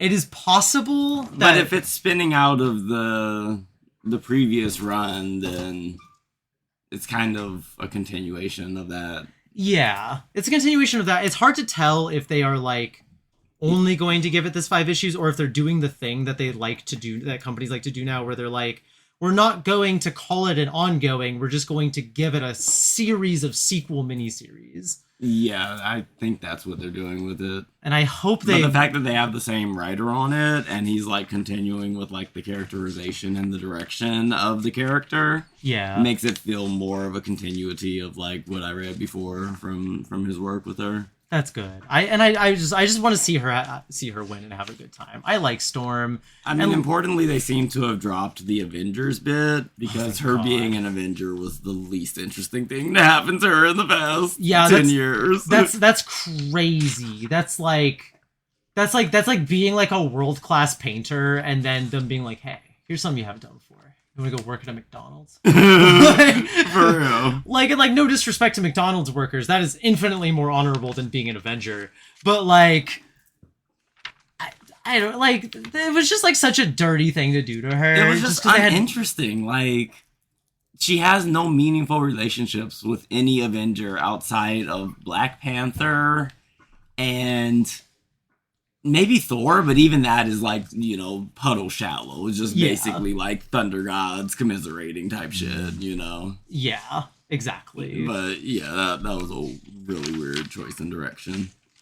Yeah, I hope to continue seeing like Storm do well and just like kind of be able to occupy her own space, because as far as I can tell, she's mostly uninvolved with the broader bullshit of X-Men, and like she's kind of just nice because X-Men is such a mess right now that I was just like, leave my girl out of it. And what she is intersecting with is like stuff that nobody else like. She's like intersecting with like the Hickman's gods stuff, and like I'm just like, yeah. So I forgot to mention the two things in this book that structural things that I'm most excited about. There's a return of like Hickman style graphs. Where were they? Really?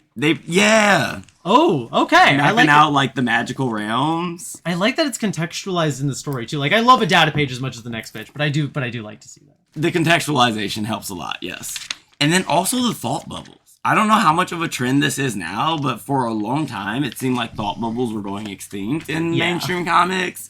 And they have this really involved inner dialogue from Aurora at the beginning of the book as she's kind of like, training / battling with like Wanda. And it's very nice to see the interiority of the character in that way. Mm-hmm. I don't know, like maybe this is kind of a tangent, so I shouldn't go on too long about this, but it's just like there's a shallowness of storytelling that occurs sometimes when it's just like all dialogue and actions, and with like a good writer can still make the stuff interesting, but the thought bubbles were just a very unique piece of comic book like storytelling kit that I honestly miss. So this was very nostalgic for me reading this and being like, oh, I can see what she's thinking, and it contextualizes the story, Yeah. No, you're so right. Like thought bubbles can be used so well, and like they just aren't used anymore. They're kind of viewed as like this outdated, outmoded thing, but you really can do some like cool, fun shit with them. And I like that Storm's doing cool, fun shit, like bringing back and like trying new things. Like it's great to see the Marvel book with ambition, because again, Ayodele is a really interesting and like promising writer. Like I haven't read much of his stuff outside of Storm, but yeah, he's definitely one of the brighter spots in modern Marvel storytelling. That's exciting. Hell yeah. Okay, so to jump kind of to the last thing, unless there's more about Storm you want to talk about, and actually, other people in the group chat are talking about how good you are at podcasting. Walter was very much enjoying. Oh, he said, "Is she a pro podcaster? What the fuck?" And I just want to shout that out. Like, you were incredible to have on. Like, this is fantastic. I would love to keep having you on, and I'm pretty sure Tate would also love to keep having you on. Like, this has been really fun and very conducive, and I think we've had some really great conversation. And you're fucking good at this. Thank you. Yeah, I'm trying my best. You're doing great. You're doing so good. And I think the last one we'll talk about, and I'll try not to spend too much time because we are running up on 2 hours of just talking about this. But again, I think good conversation. Absolute Batman. I have had my complaints and problems with this series in the past. These 2 issues, the 17 and 18 with Poison Ivy, are by far the best the book has ever been. That's not the annual. Like, not counting the annual, which is just, is that her on the cover there? That's her on the cover, yeah. Oh, they made her look so freaky. Oh, you're gonna love this. So what she actually looks like is this. Oh, that's wonderful. Yes. They recontextualize her not just as a plant lady, but as a like plant animal, like bacteria, fungi, like the 7 classes. T-virus. Yeah. All the classifications of the animal kingdom, and she's kind of like become all of them. Okay. And her whole thing is like she got burned alive, as she usually does. She got merged with all of this material that like she was working on, basically to try to like use genetic engineering with like using like pieces of like plant and animal and like bacteria and virus, and like using little pieces of all of those things to like create like some really cool good medicines. She gets burned alive for it, her research destroyed because Big Pharma. She takes over a building, turns some cops into some plant zombies. Batman's making his way through there right now. And she's, a biblically accurate angel. She's beautiful. I love her so much. She's so good. I wish you all could see the image I'm looking at when I tell you how beautiful I think she is, because comics same. Don't have page numbers, but she is so beautiful. She's perfect. It's like she deserves to not be human. Let women not be human. She is a monstrosity, abnormal kind of scary, spiky freakazoid thing, but she's goddamn very drop dead very gorgeous. Lovecraftian. But if Lovecraft loved women, which feels like a contradiction in terms. But. It certainly does. I like what was I gonna say about Poison Ivy? She's just like such a good, because a lot of the reintroductions of DC villain of the villains like have been kind of like Bane but bigger, and like Bane actually is a little more complicated than that, but like or Joker, but he's a blood libel guy. We don't have time to litigate that. I'll tell you later. But like most of them have kind of been either like good but uninspired, or they've just been bad, like the Joker one. This feels like an actual, honest to God, something different and really thoughtfully engaged take on this character. Like her idea is like, she's still called Poison Ivy because like Ivy, she climbs. She is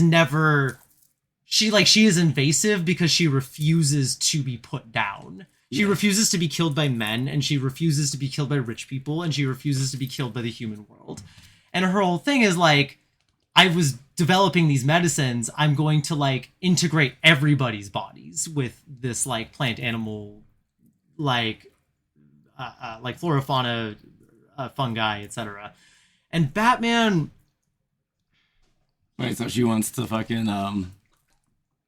what's the name of that show? Pluribus? Pluribus, yeah. She kind of wants to Pluribus, but without the like hive mind of it so much. She just like wants to like more. It's more about the body. Yeah. Because like her mother, a big important thing is like her mother died of cancer. Yeah. And there's kind of a fun bit. Or this is a weird thing to say about the cancer, but there's like a fun nod to like the red and the green and the black, which is first appearance of the red, the green, and the black, or first mention of those concepts. Are you familiar with those? I'm familiar with the green. I don't know about the red and the black. The red is like fauna, life, and then black is death. Okay. And so she like her mom dies, and so her mom dying is a big part. We're gonna remember that for later. I forget what I was saying with that. Jumping forward a little bit. There's a lot of Absolute Batman has also just kind of been Batman but bigger, but these two issues actually kind of really dive into something that I think is actually really crucial and is actually really meaningful about this distinction. And it feels like the first time like Snyder is like really locking in on that fully, which is that like Batman is usually viewed as like a psychosis engine, or at least he worries that he's a psychosis engine. There's this constant worry in like a lot of Batman comics of like, oh my God, did me becoming Batman make everybody crazier and worse? And what he's doing here is he's thinking more like, the thought is more is like, is he an environmental or genetic anomaly, which all things must adapt or evolve to? Like, he's not a psychosis generator. He's an environmental or genetic change in which everything around him thus has to respond to. Like, and so that doesn't mean that somebody necessarily gets worse. That doesn't mean it's psychosis, but it's like he is an agent of change, and that is what is interesting and specific about him. And that is why the Joker version of him, who's a billionaire in this, doesn't like him, is because he's an agent of change. Like, whether that's always good is not the point. It's like that he is wanting to change anything. Oh, like, that's interesting, though, because that kind of flips the Batman and Joker dichotomy, like, on its head. Yeah. Whereas the Joker's always been, like, this agent of chaos and of, like, you know, primal humanity. Like, the whole idea of just, like, you know, admitting the worst of ourselves type of shit. And like Batman, this force of like order and law, and to flip that completely and to say like Batman is a chaos seed and the Joker represents conservatism, because that's like for me the main tension of like superhero comics as a medium, you know. It's just like the conservative need to retain the status quo and how heroes generally represent that. But like this take on Batman seems to reject that wholeheartedly, and that's more interesting than most Batman comics I've come across. And this is the first issue to like, or the first couple of issues to really do that, because like a lot of Absolute Batman, they made like a lot of hay of like he's a working class Batman. Most of it isn't really that relevant. Like, honestly, I for a long time, I felt like Snyder isn't doing enough with that. It's kind of more signposting than anything else. Hello. You ready? A lot of it's been kind of signposting of him as like a working class character, or as like a even a different character, particularly, other than he's just kind of like, I don't know, he's like him being bigger and nastier and like has been more consistently kind of the thing, which is fine. But like the actual, the heart of the thing that we're describing here, Snyder hasn't really put a lot of whatever into that, and it's kind of been like, well, okay, I guess Joker's like a blood libel billionaire, but like he's not. But here it's like, oh no, here's where like the actual nuance and like thought is coming into it. And so on the flip end of that, and we're just going to skate over the Court of Owl stuff because we don't have time to talk about it, and frankly it's a little indulgent, but like that's okay. I'm gonna let Scott have his thing, and as a Court of Owls stan, you know what, I'm a shill for it, whatever. We'll see where they go later. But and this is a full spoiler for what happens at the end of this. There's this crazy setup that happens at the back of this, where it's like there's this really good intercut of things that Gordon is saying and things that his mom is saying and these like memories that is leading you to suspect that he's going to be his better self. And all this time, Ivy has been like, you have to adapt or die. Like, you can't stop what Joker's doing, but you and I can do it if we do this thing. There's been this constant, like, you have to adapt or die. He's also in this position where, like, all of his friends fucking hate him because of how Bane, like, mutilated the fuck out of them. This has all been building up for so long. His friends hate him. He's super lost. He doesn't know what to do. And this moment happens where he's like, he figures out how to beat Ivy, which is that he's like, I can keep killing you forever. But you'll just keep coming back. The one thing that you haven't changed is your human heart. The heart that like your mother saw before she died. Because like her mother like ends up cradling the heart inside of a case. And that was all that was left of her when she burned up. And like, and so the mother dies of cancer. And so he's like, wait, so she was like reborn, like from nothing, like a Dr. Manhattan almost. Yeah, basically, yeah. Like the little seed in the heart, like bloomed and then created her. And so that's neat. The heart's the only human thing left of her. And Batman's like, okay, if you don't fucking stop what you're doing, I will blowtorch your heart, and you can grow it back, sure, but it's not gonna be the human heart you're like that your mother gave you. And so Ivy does. She stops, and you get this whole bit where he's like having this memory of Gordon kind of encouraging him to rise to the occasion and like always believing in his like essential betterness. And instead he blowtorches her heart. He just does it. He fucking he does something that is like actually insanely cruel. Like to do. Like she stood down. This was no longer like a whatever. Like he did something pretty bad to her. And there's been a lot of stories of like Batman like falling into the darkness of his whatever, but it feels much more earned here because he's actually doing something cruel. Like he's not being like an emo asshole. He's like he like did something really fucked up. Like which I like that though. Yeah, I like that. Yeah, that's what I'm saying. Like I think taking away a superhero's moral high ground in like a meaningful way is one of the more interesting things you can do to them, and it's like, what is Batman if not better than his adversaries? Like the classic meme of Batman like breaking the gun. We don't use the tool of the enemy type. That's classic Batman, but it's just like, no, what if Batman literally is capable of being just as cruel and vicious as his enemies, and yet positionally he still is a hero and a force for good, and we have to live in the contradiction. Yeah. Oh, I mean, absolutely. And what part of it's like a lot of little details that make that hit home so deeply is that like, yeah, you get all these bits of these friends who like had been telling him to fuck off for so long, and like the Penguin screaming, and and then it's just a delivery guy. Like he's been coming up to the Penguin's house every day and getting his ass beat by the Iceberg Lounge guys. This is the first day he hasn't shown up. Riddler's looking, and for the first time he's been ignoring him, but he doesn't see him on the stoop. Harvey's just gone. Like Waylon is back in his human body and is in the sewers, and his friend wasn't around to greet him. Like, and similarly, like, he has all these, this voice of what fucking, like, Gordon was saying to him.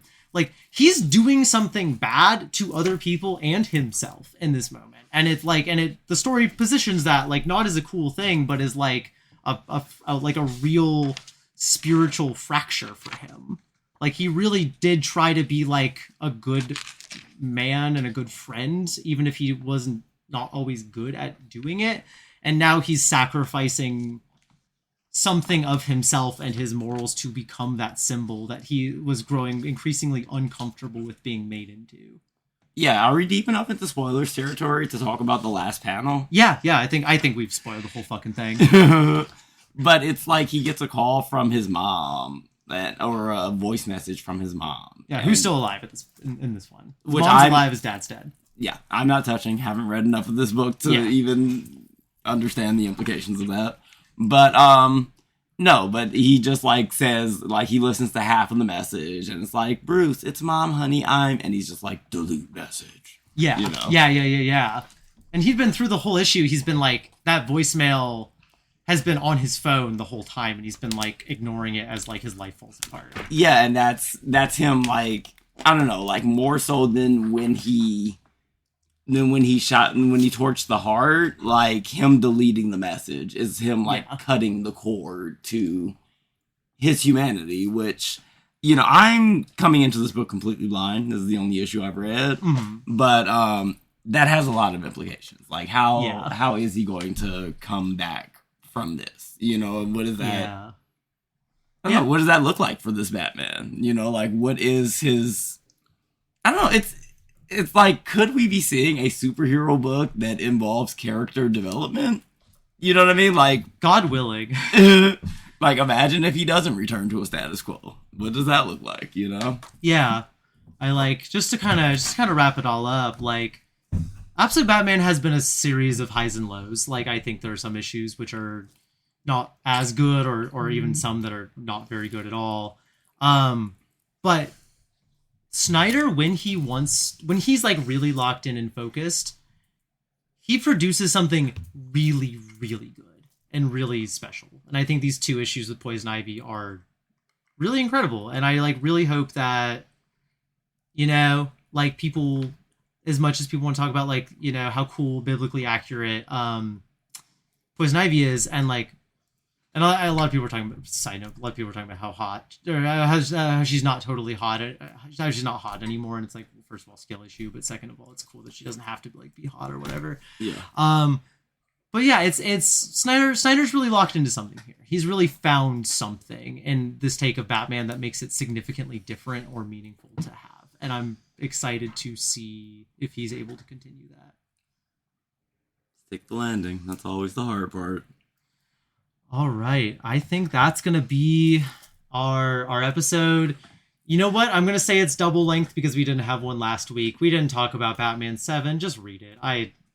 Whatever. I probably talked to you about it in the store. It's good. Whatever. Honestly, that's the most complimentary review you can give a thing. Just read it. Just read it. It's good. We can talk about it in person. Be sure to bleep out the stuff about Dave Pilkey and Jeff Loeb.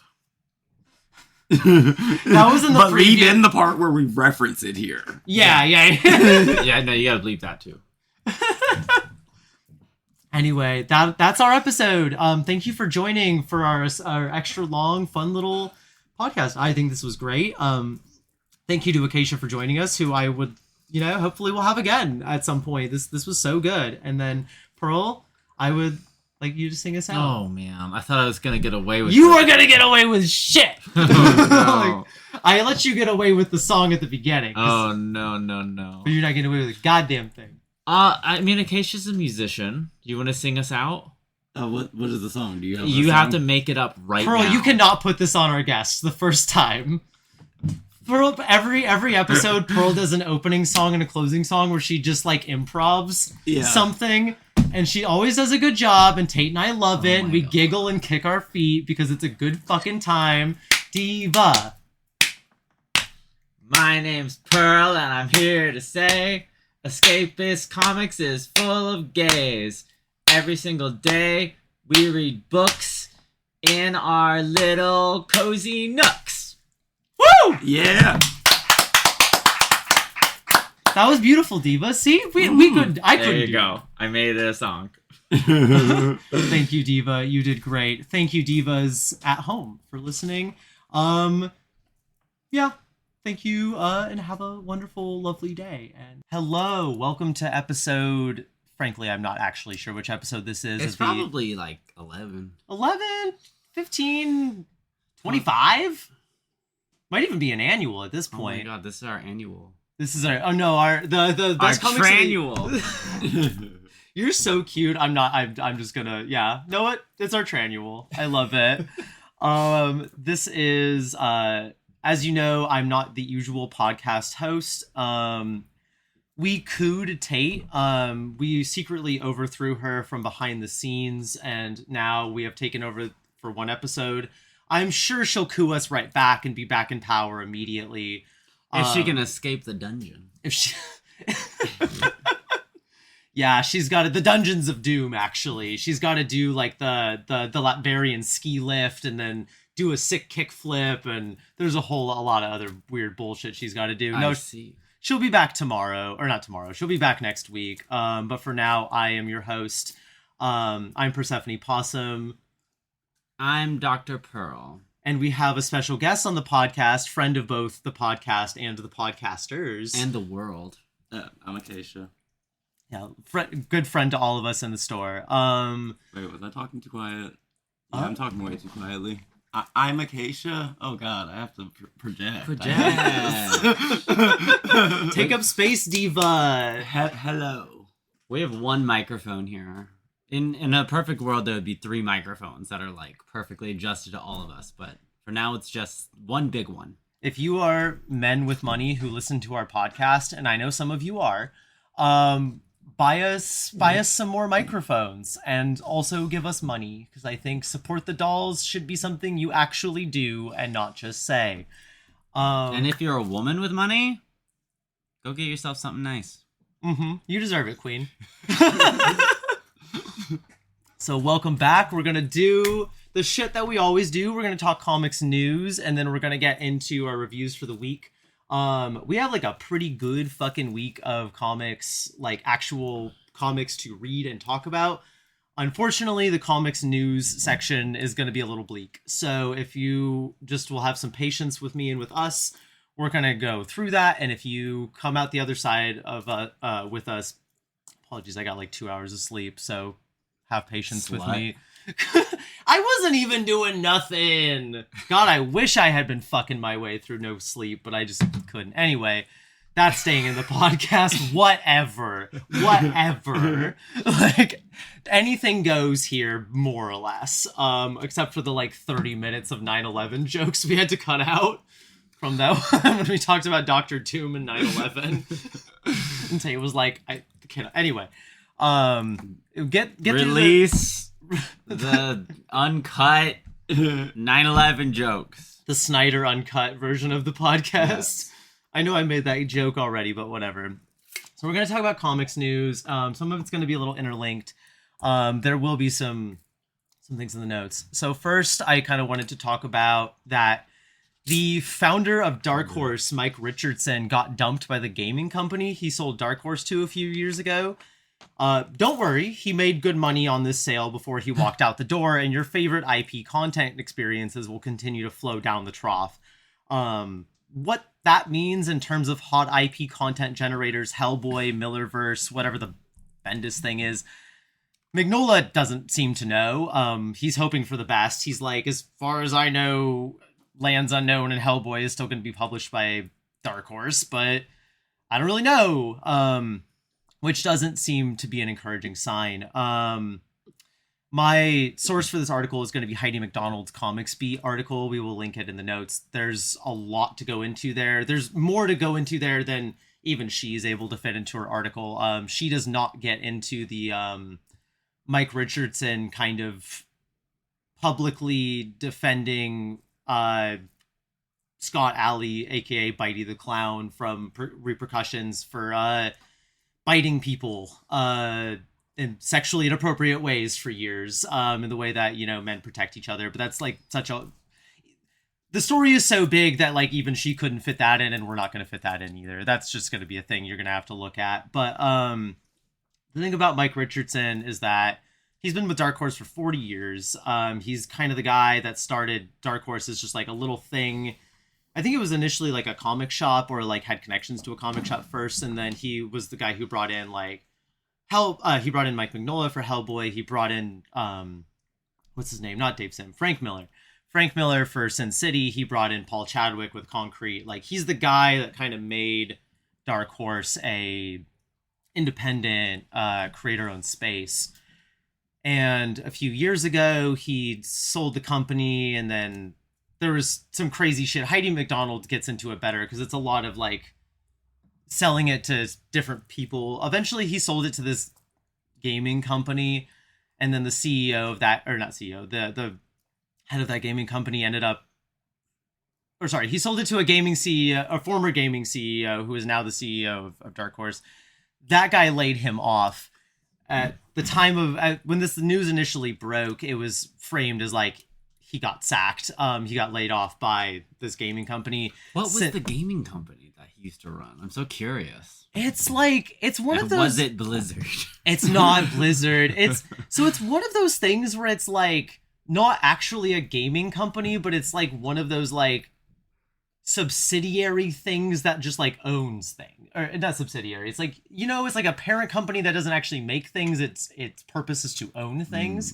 That's what it's like a deadbeat dad company. It's a deadbeat dad company. That company immediately after sacking him, basically, I'm trying to find the exact quote here. Yeah, here we go. Instead of kind of like talking about his legacy or any of the other things that you would expect, you know, a company to do when they fire somebody of like 40 years, their only response was, "Please be assured that Dark Horse remains fully committed to working closely with you and to creating the very best products and experiences for fans worldwide." New CEO Jay Comas' experience also seems publishing light. Jay brings extensive experience with global intellectual properties across games, film, and consumer products. Please be assured that Dark Horse remains fully committed to working closely with you and to creating the very best products and experiences for fans worldwide. Oh, God. So that's what we're looking at. And then if Golden Goose Mike Mignola doesn't know what the fuck is going on, that's a bad sign. They have seemingly, Dark Horse creators have expressed they're not really sure what's going on. You know, I talked some shit about Dark Horse kind of falling off in the way that Image has, but like they're the home of like Mark Millar, whatever Millerverse bullshit. They're home to Bendis. They're home to, like, they just announced that like Hickman's 3 Worlds, 3 Moons thing that he's doing with a bunch of writers and artists was going to get finally published through Dark Horse. And so what this company, which doesn't seem particularly interested in publishing things, is, you know, like what are we gonna, what's gonna happen here? We don't really know. If you want more details on that, read Heidi McDonald's writing on it. I read it this morning. It's really good. I really appreciate what she had to say about it. Jumping around a little bit onto the next thing. Speaking of weird parent company bullshit, news kind of came out of The Stranger in Seattle this week that Emerald City Comic Con, as well as several other cons, including Oakland Comic Con, which is coming up. This is really complicated, and I'm going to link the article because this one's even more complicated, but basically a parent company of a parent company of a parent company that owns, you know, like a company of a company that owns ECC has like... We live in hell. Has like we live in hell, and we're going to talk about that. Has like... I'm trying to find the exact number here. Corinne sent it to me.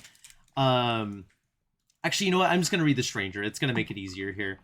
Back in January, con goers, Emerald City Comic Con, discovered that ECC's parent company, ReedPop, which acquired the con in 2015 and runs a variety of cons, including NYCC and BookCon, has a not-so-distant connection to ICE. The problem lies in a rotten corporate family tree. ReedPop is part of the entertainment group RX, which is owned by RELX, and RELX owns LexisNexis, a data broker that holds a $22.1 million contract to ICE's precogs, helping the agency track people who may potentially commit a crime and their cars according to the Intercept, according to the Intercept, before they've actually broken the law. And so a group wait, before they break the law? Yeah, they're doing some like Minority Report bullshit. It's Minority Report. They're just doing Minority.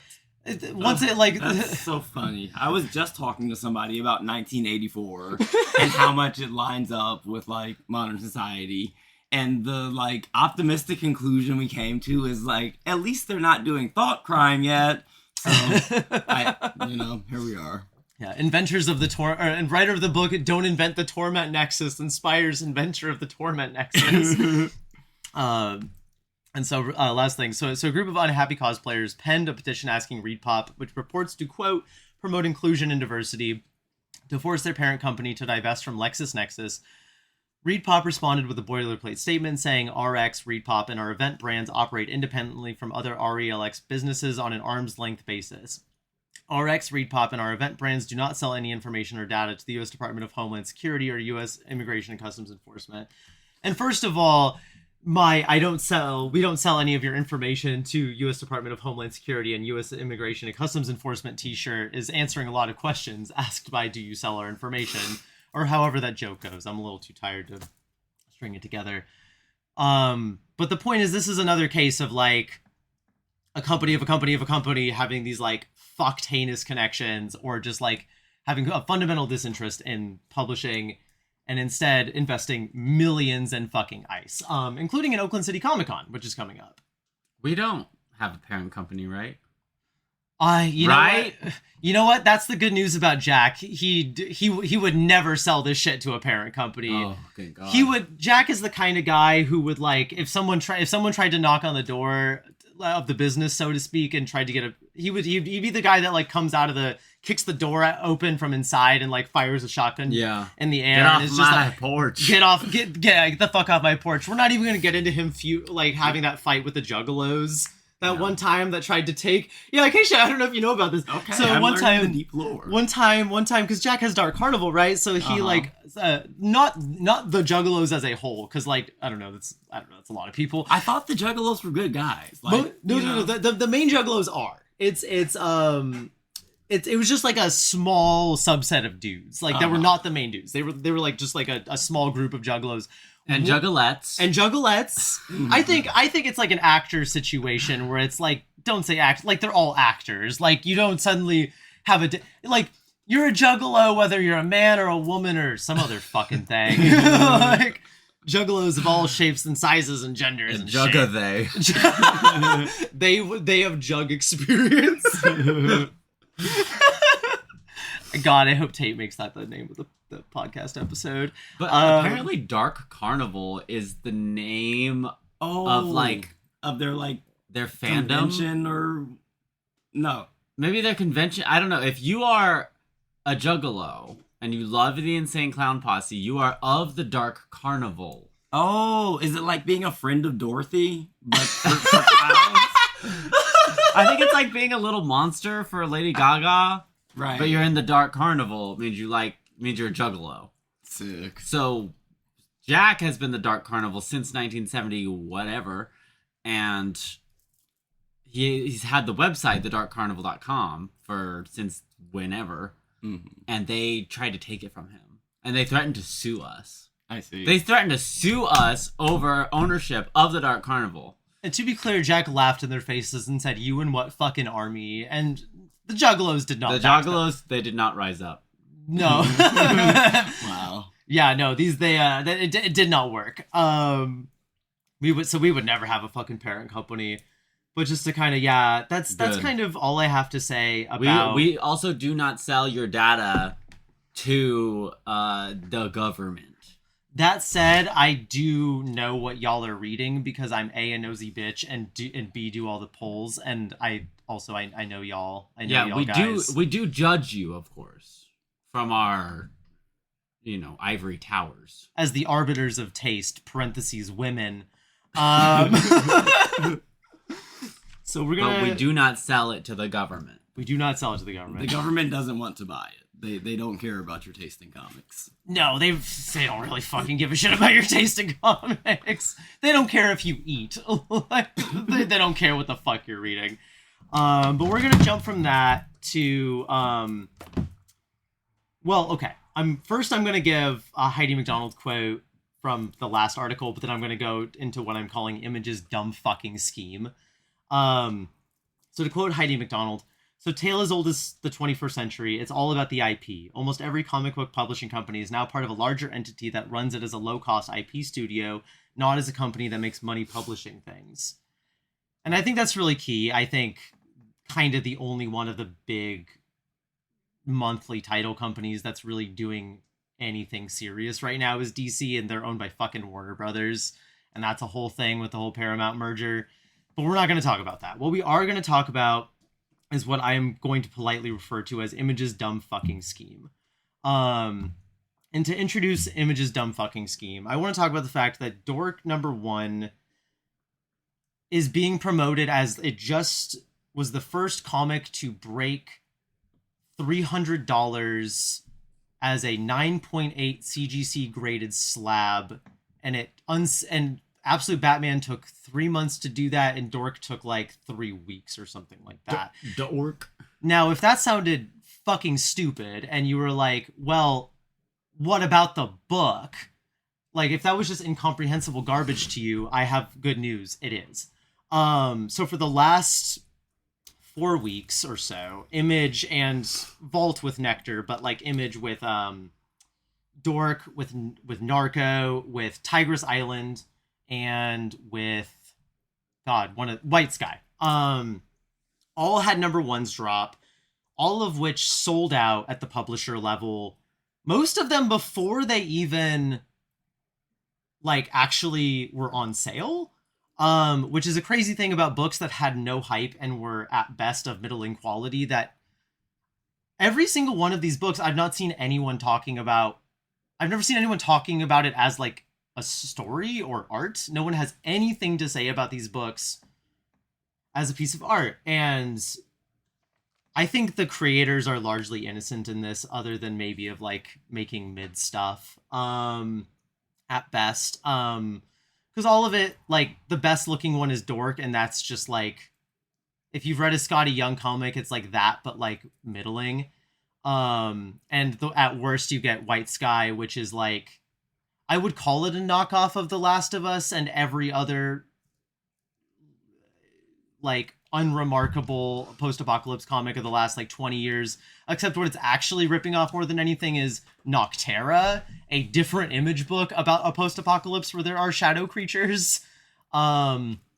It's shit. It looks like ass. It inspires no confidence.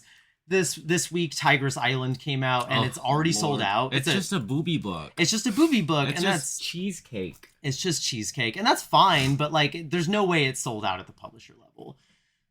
So I'm briefly going to tell you what Image's dumb fucking scheme is, because last week when Narco and Nectar came out, those sold out near immediately with books with no hype and books that nobody has told me about. Batman #7, a mainline Batman title, was getting skipped over and for this garbage. And look, I usually am not one to complain about people checking out independents over fucking Batman, but Batman's actually good right now and thoughtful, and none of this shit on the shelves. Again, I want to be careful because I think the creators are largely innocent other than making middling work. But I think Image is like, I'm a read. I'm gonna take some bitches to college. I'm gonna get some bitches some knowledge. But I think Image is running a You haven't even read Dork. I read a little bit. It could be a masterpiece. I read a little bit of Dork, dude. It was fine. It's the kind of thing that would have been unremarkable in 2014 Image. It would have been like, wow, Scotty Young's having an off day today. And that would have been the most to say about it. And that's one of the better ones, dude. I mean, Tiger's Island is a booby book, but at least there's like, the booby stuff is like more interest. Like, it doesn't look like 90s bullshit. But anyway, before our customers get here, to get into the Image scheme, like, people were kind of like asking, like, what the fuck is going on? Why are these books selling out? And I've got it. It's very easy. Lay it on me. The answer is easy. Image, and to a lesser extent other companies, saw the organic hype machine and the money that Absolute Batman created, as well as the derangement of the card market, because card people are fucking insane, and will not see heaven. They decided that they wanted in on that, but given that almost everything put out at Image has the immediate interest and cultural legacy of a squeaky fart, Image decided they had to manufacture it with the help of Cover Price and a small crew of other spec hype sites. This is part of what's happening. I've seen all these books. They are at best forgettable and middling, if not derivatives of derivative genre fare, whatever. Anyway, whatever your opinion about Absolute Batman, it is, broadly speaking, good. Like, that's just not like, whether you like it or not, it is, broadly speaking, a comic that is good. And it is also a Batman book where the entire, like, baseline thing is, like, a bigger and more rock and roll. Of course that's gonna have hype. It's big, scary, cool Batman, and he does sick shit. You know, he's got a big axe and a big truck, and I do think the book is sometimes smarter. And he's got that. those thick thighs. He's got those daddy thighs. God, I will say the greatest thing Nick Dragotta's brought to Absolute Batman is those thighs. It's Thank crazy. you, Nick Dragotta. Thank you, Nick Dragotta, for being a horny little freak. Oh. I appreciate it. Honestly, Batman should always be a little cheesecakey. Like, Yeah. Batman is a pinup girl. Batman is a pinup. You're so right for that, Diva. Oh my god. I want him and Chun-Li to like model their thighs in the same Ooh. pinup. Oh my god. That's what I want. We should. We next time Nick Dragotta's around, if we can get him in the store, we should ask him to do this. But anyway, before we get too lost in the sauce, Absolute Batman generated hype because it's, broadly speaking, good, and it's like rock and roll as fuck. That will always sell, and it's always got hype. But these Image books don't have that.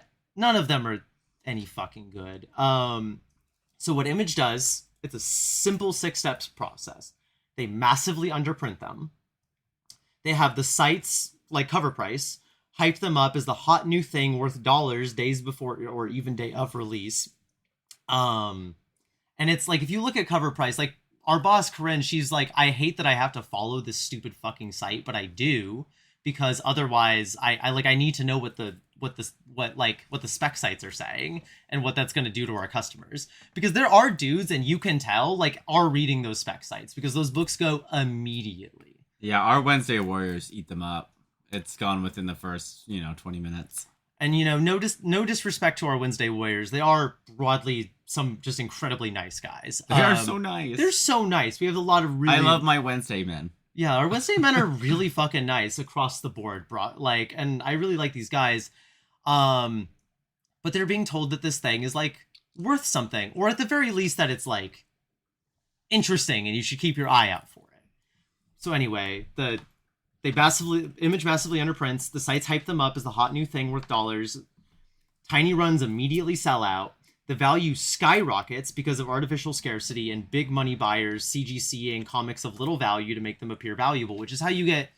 The week Dork came out, 7 of the 10 most CGC'd comics were different Dork covers. That's insane. Why would you ever slab Dork? That's like, or I mean, look, I think apparently it was a good idea. They're making $300 on that shit. because the market is fake. It's so fake. It's so fake. All markets. All markets are fake. Yeah, this is really we're gonna capitalism. Oh, we're gonna talk about that. But anyway, before we got to get through this so we can explain. The value skyrockets. New print runs can get announced, so everyone who missed out, almost everyone, rushes to buy it and see what all the hype is about, or get in on the gambling. 6, rinse and repeat for the last 4 weeks, and probably for the rest of our fucking lives, as long as this miserable institution keeps going. Image Comics is publishing almost nothing worth reading, with some notable exceptions like Assorted Crisis Events, Anzuelo, a couple times a year they wake the fuck up and they remember like, oh, we used to be like at the forefront of something, and they'll publish like It's Lonely at the Center of the Earth, they'll publish an Anzuelo, they'll publish 20th Century Men, they'll publish A Sordid Crisis.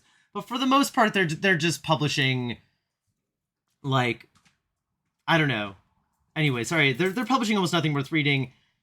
But that's not any more offensive to me than it was 7 years ago when they've like gradually fallen off. But Image, no longer content to just publish IP nostalgia slop and genre content, again, some of which is good, like DDWJ's Transformers, has decided to publish speculative economies with words and pictures stapled on. Or worse, they're using creator books as Trojan horses for speculative economies. Either way, Image's publishing directive has transcended tacky and become thoroughly contemptible. Everything is gambling now. Even reading is gambling. All things are consumed into the speculative economy and shat out. Human life, art, and engagement with the world around us reduced to a fucking roulette wheel. And while doing this to a gaggle of forgettable Image number ones is nowhere near as serious as this, to be clear, I'm not saying these are the same thing, but it's not unrelated to how psychopaths on Polymarket are gambling on if the US will blow up another 100 Iranian children and other global atrocities. What is so contemptible about Image is that they think so fucking little of you that you're a mark to them, not a reader. They're in the process of selling you and comics as an art form out to be players in the scam gambling economy, just like everything else from art to human life and dignity. It's like the AI shit. If you don't tell them no now, they'll take that inch and run off into the fucking future with it and everything else in tow. We have to say no to this shit. Like, because again, it's not the same thing as like betting on if the United States and Iran are going to have a nuclear war. These are obviously different things. But the point is that like we live, at best, the best case future is the thing Heidi McDonald said about almost every comic book company is now part of a larger entity that runs it as a low-cost IP studio, not as a company that makes money publishing things. That's the optimistic thing. We've been in that for a while. What Image is doing here and broadcasting clearly is not that anymore. What it is now is speculative economies, gambling. Everything is gambling. The movies Give me more blind bags, baby. We need more blind bags. Yeah, everything like blind bags are fucking gambling. This like CGC bullshit is fucking gambling, and like CGC's been around for a long time, but this specific thing of like Image churning out these like they're not even just churning out content anymore, because they've been churning out mostly content for some time now, but like now it's just speculative economies. And at best that's, disrespectful to the creators. I don't think the creators are in on this. I don't think this is a scam that the creators are running. But I do think Image is like running a fucking scam on you. And I think you deserve better. We deserve better. We deserve to live in a society that doesn't fundamentally reduce our lives and the art that we make and the ways that we communicate and the ways that we live and the ways that we connect. We should demand that it's not fucking gambling. Don't you want more? Like, I think we should demand more. I think we're owed more. Like, we're owed, like, not everything has to be, the most profound art on the fucking planet. You can just have a good Spider-Man comic. Some of the comics we're going to talk about today are just good, they're just good, like, superhero comics or whatever. They don't need to change the fucking world. And, again, they're comic books. But you deserve books that, like, somebody wanted to fucking make. Like, and the reason we get less and less of those these days, the reason we get less and, like, I don't want to sound like an old woman who's like, comics used to be better, because, like, there's actually a lot of things that are better right now than they've ever been. Good morning. But one thing that is worse is that, we used to have regular mainline DC books would, like, be getting into, the Question, Green Arrow and stuff, would be getting in, like, would be engaging with the world around them, would be engaging with the politics of the day. You'd get Dwayne McDuffie, like, having, like, a Palestinian refugee superhero over in Milestone. You'd get fucking, like, the Question dealing with, like, corruption in, like, big cities and the police force. You'd get, like, Green Arrow and Green Lantern, like, dealing with, like, dealing with, like, the heroin epidemic and, like, and the, like, racialization of that. And, like, that would be, like, for better or worse, like, actually engaged with. human life and art and meaning would have meaning. And now more and more things are becoming IP, and then beyond that, more and more things are becoming gambling. And like, I want more for you. I want more for us. And at some point, we have to tell Image to shut the fuck up. Like, it's contemptible. Like, I've talked a lot of shit about Marvel, and I don't want to... I've been talking a lot, so we should actually get to the books. But the point is, like, I have a lot of frustration with Marvel. They mostly make bad content right now for the most part, but they still want to make something. Image doesn't want to make something. They want to sell you a fucking idea. They want to sell you a little stock exchange. They want to sell you a little piece of cryptocurrency. It's not going to fucking mean anything. You're going to forget about it tomorrow, and it's going to be a wet fart in the wind. I know I'm thinking about what Dork is going to be like a year from now. Just no one's even going to remember what the hell that is. That dude's like little $300 slabbed Dork is going to be worth nothing. And I feel bad for like It's gambling. And I feel bad for some of these creators too, because like Brett Bean seems like a fine guy. Like we talked a lot of shit about Dork. Dork's become like the face of this. It's, again, not even the most offensive one. And this guy's, like, doing something, you know? He's making a little comic. And, like, even if I don't like it or don't think it's that interesting, he wants to be here. Why doesn't Image? Why doesn't Image give a fuck about him? And why doesn't Image give a fuck about you? Like, Image should. And you should tell them that.